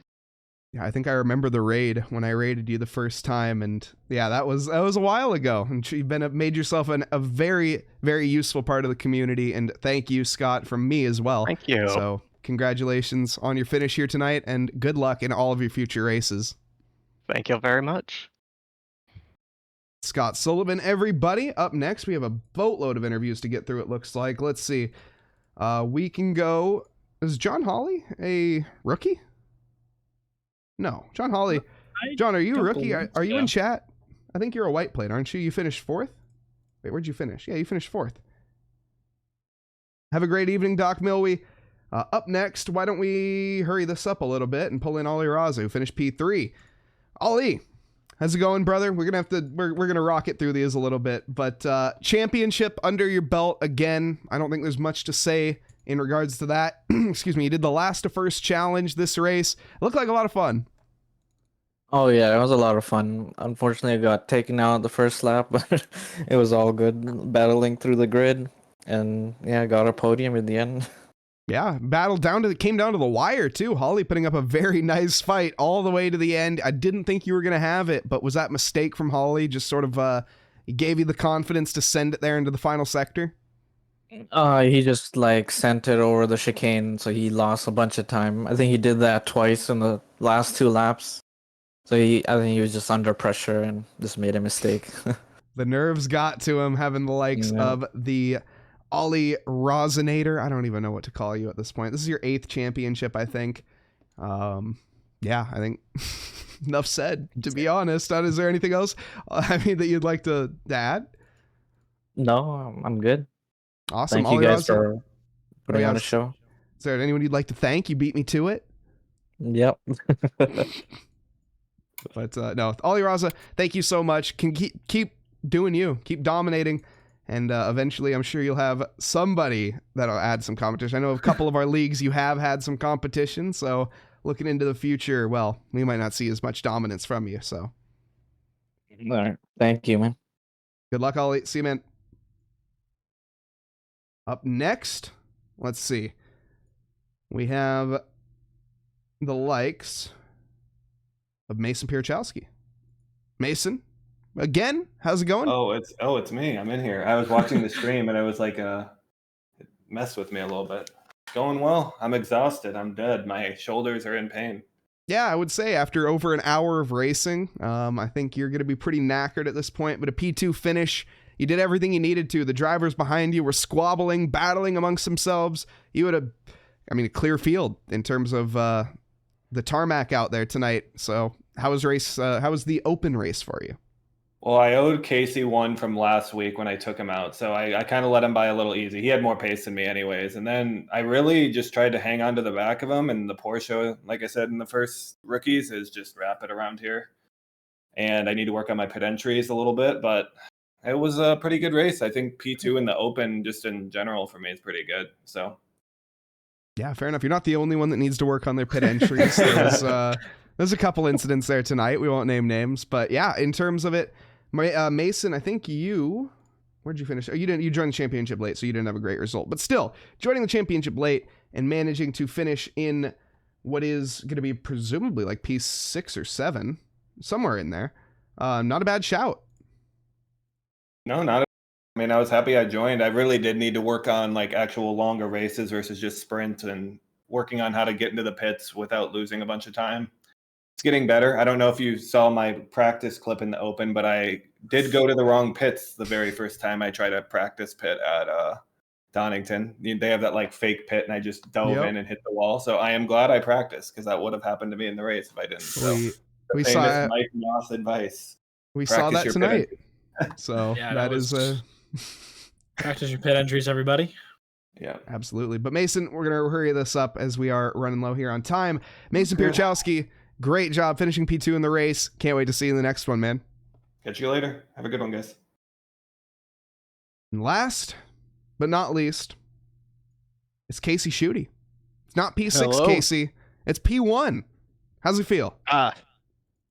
Yeah, this is a surprise. Thanks to Raza for coming from the back, but I figured Braze and I were going to be fighting for a little bit, and I'm not sure what happened to Dan, but I'm at a loss for words. I've had an interesting month or two overall, and yeah, I'm a little emotional right now, to be 100% honest. That's awesome. I'm just like, this is a nice way to wrap up our seasons for me. And I've said it before, it's hard to get in here with so many quick people and so many new people coming in there quick, whether it's Raza or Dan or Mason coming up in the Porsche tonight from the AM side, or Wilson or Dornelis, or there's so many names.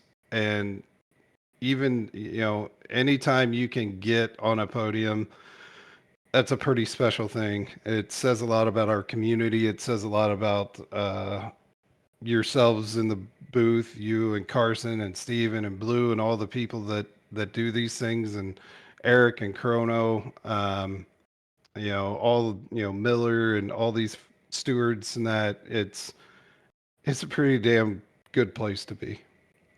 Yeah, I couldn't agree more, Casey. I think that That's awesome. I will say that's awesome. Feeling it. That's one thing people often don't really, I think, give credit to is it's sim racing. You're just playing a game. People underestimate the amount of effort that goes into it. And when you have, like you say, a race win here tonight with the talented crowd that's out there, even with Ollie starting in pit lane, like you said, this feels, I mean, that is awesome, Casey. So Yeah, no, I appreciate it. And, you know, a lot of times P6 is my P1 and I love, it's been great. And it's been interesting without some other things happening. I think I would have had technically 3 P6s in a row over the past few races between GT3s on Sunday and here. So it's been, it's a lot of fun. And as you said, it's one of those things where when you get the opportunity to get up here, it's pretty special. And I know there's a lot of folks that get up here quite often, but for the rest of us, it's pretty awesome. Yeah, and it's competitive. It's always a good time. awesome. Casey, is there anything that you'd like to thank before we end it out here tonight for this amazing championship? I thank everybody involved at Trackalicious, all the racers, like I said, yourself and Carson and Steven Tomazic and Aaron Miller and all the other stewards, Chrono, Raza, Quinn, everybody that's involved to help make this thing run, and Eric kind of helming it all. It is a total group effort, and we appreciate all the drivers that jump in. Thank you as a league manager and such. We really do love doing this. It is a labor of love, and just keep coming out and have fun. And whether you finish, P1, P6, P16, P25, come out, race, have a good time. It's a great place to be, and I can't say enough. The past 2 years that I've been here have been just awesome.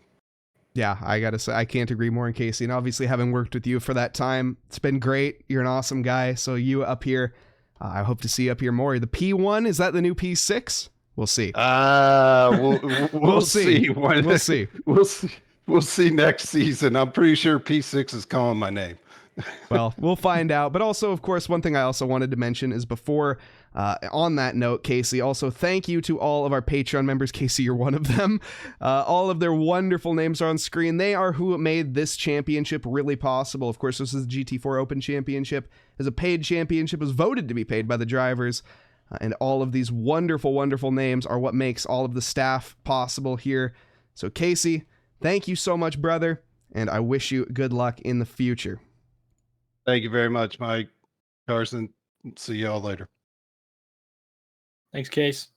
And also, speaking of Aaron Miller, there's the man himself dropping a tier 1 sub for 8 months. Thank you so much, Aaron. Viper GT3, give him a shout out real quick. Check out Aaron, our league manager, as well as our senior manager here at Trackalicious. Amazing, amazing guy. Check out Aaron Miller. Give him a follow. The whole Trackalicious community. It's great. We are going to be calling it here, though, and we're going to be calling it a season as well. Like I said, more to come here in the near future. Eric Gakassian will be releasing in the next 3 days the schedule, TM, of course. So check out the Discord. Head on over there in the meantime and chat with drivers. Get the practice in for the up-and-coming leagues. And from me, I've been Mike Nause in this league. Carson Cass joining with me tonight. Thank you, Carson. Thank you very much, Mike. Loving spawning in here. It was an absolute great decision, just like Casey said. Amazing community. If you're not in it, go get in it. This place is unmatched. Best place on earth for sim racing, without a doubt. And thank you. Once again, thank you to everybody in chat. I hope everybody has a lovely evening, afternoon, or morning, wherever you are in this fine world. Thank you, and good night.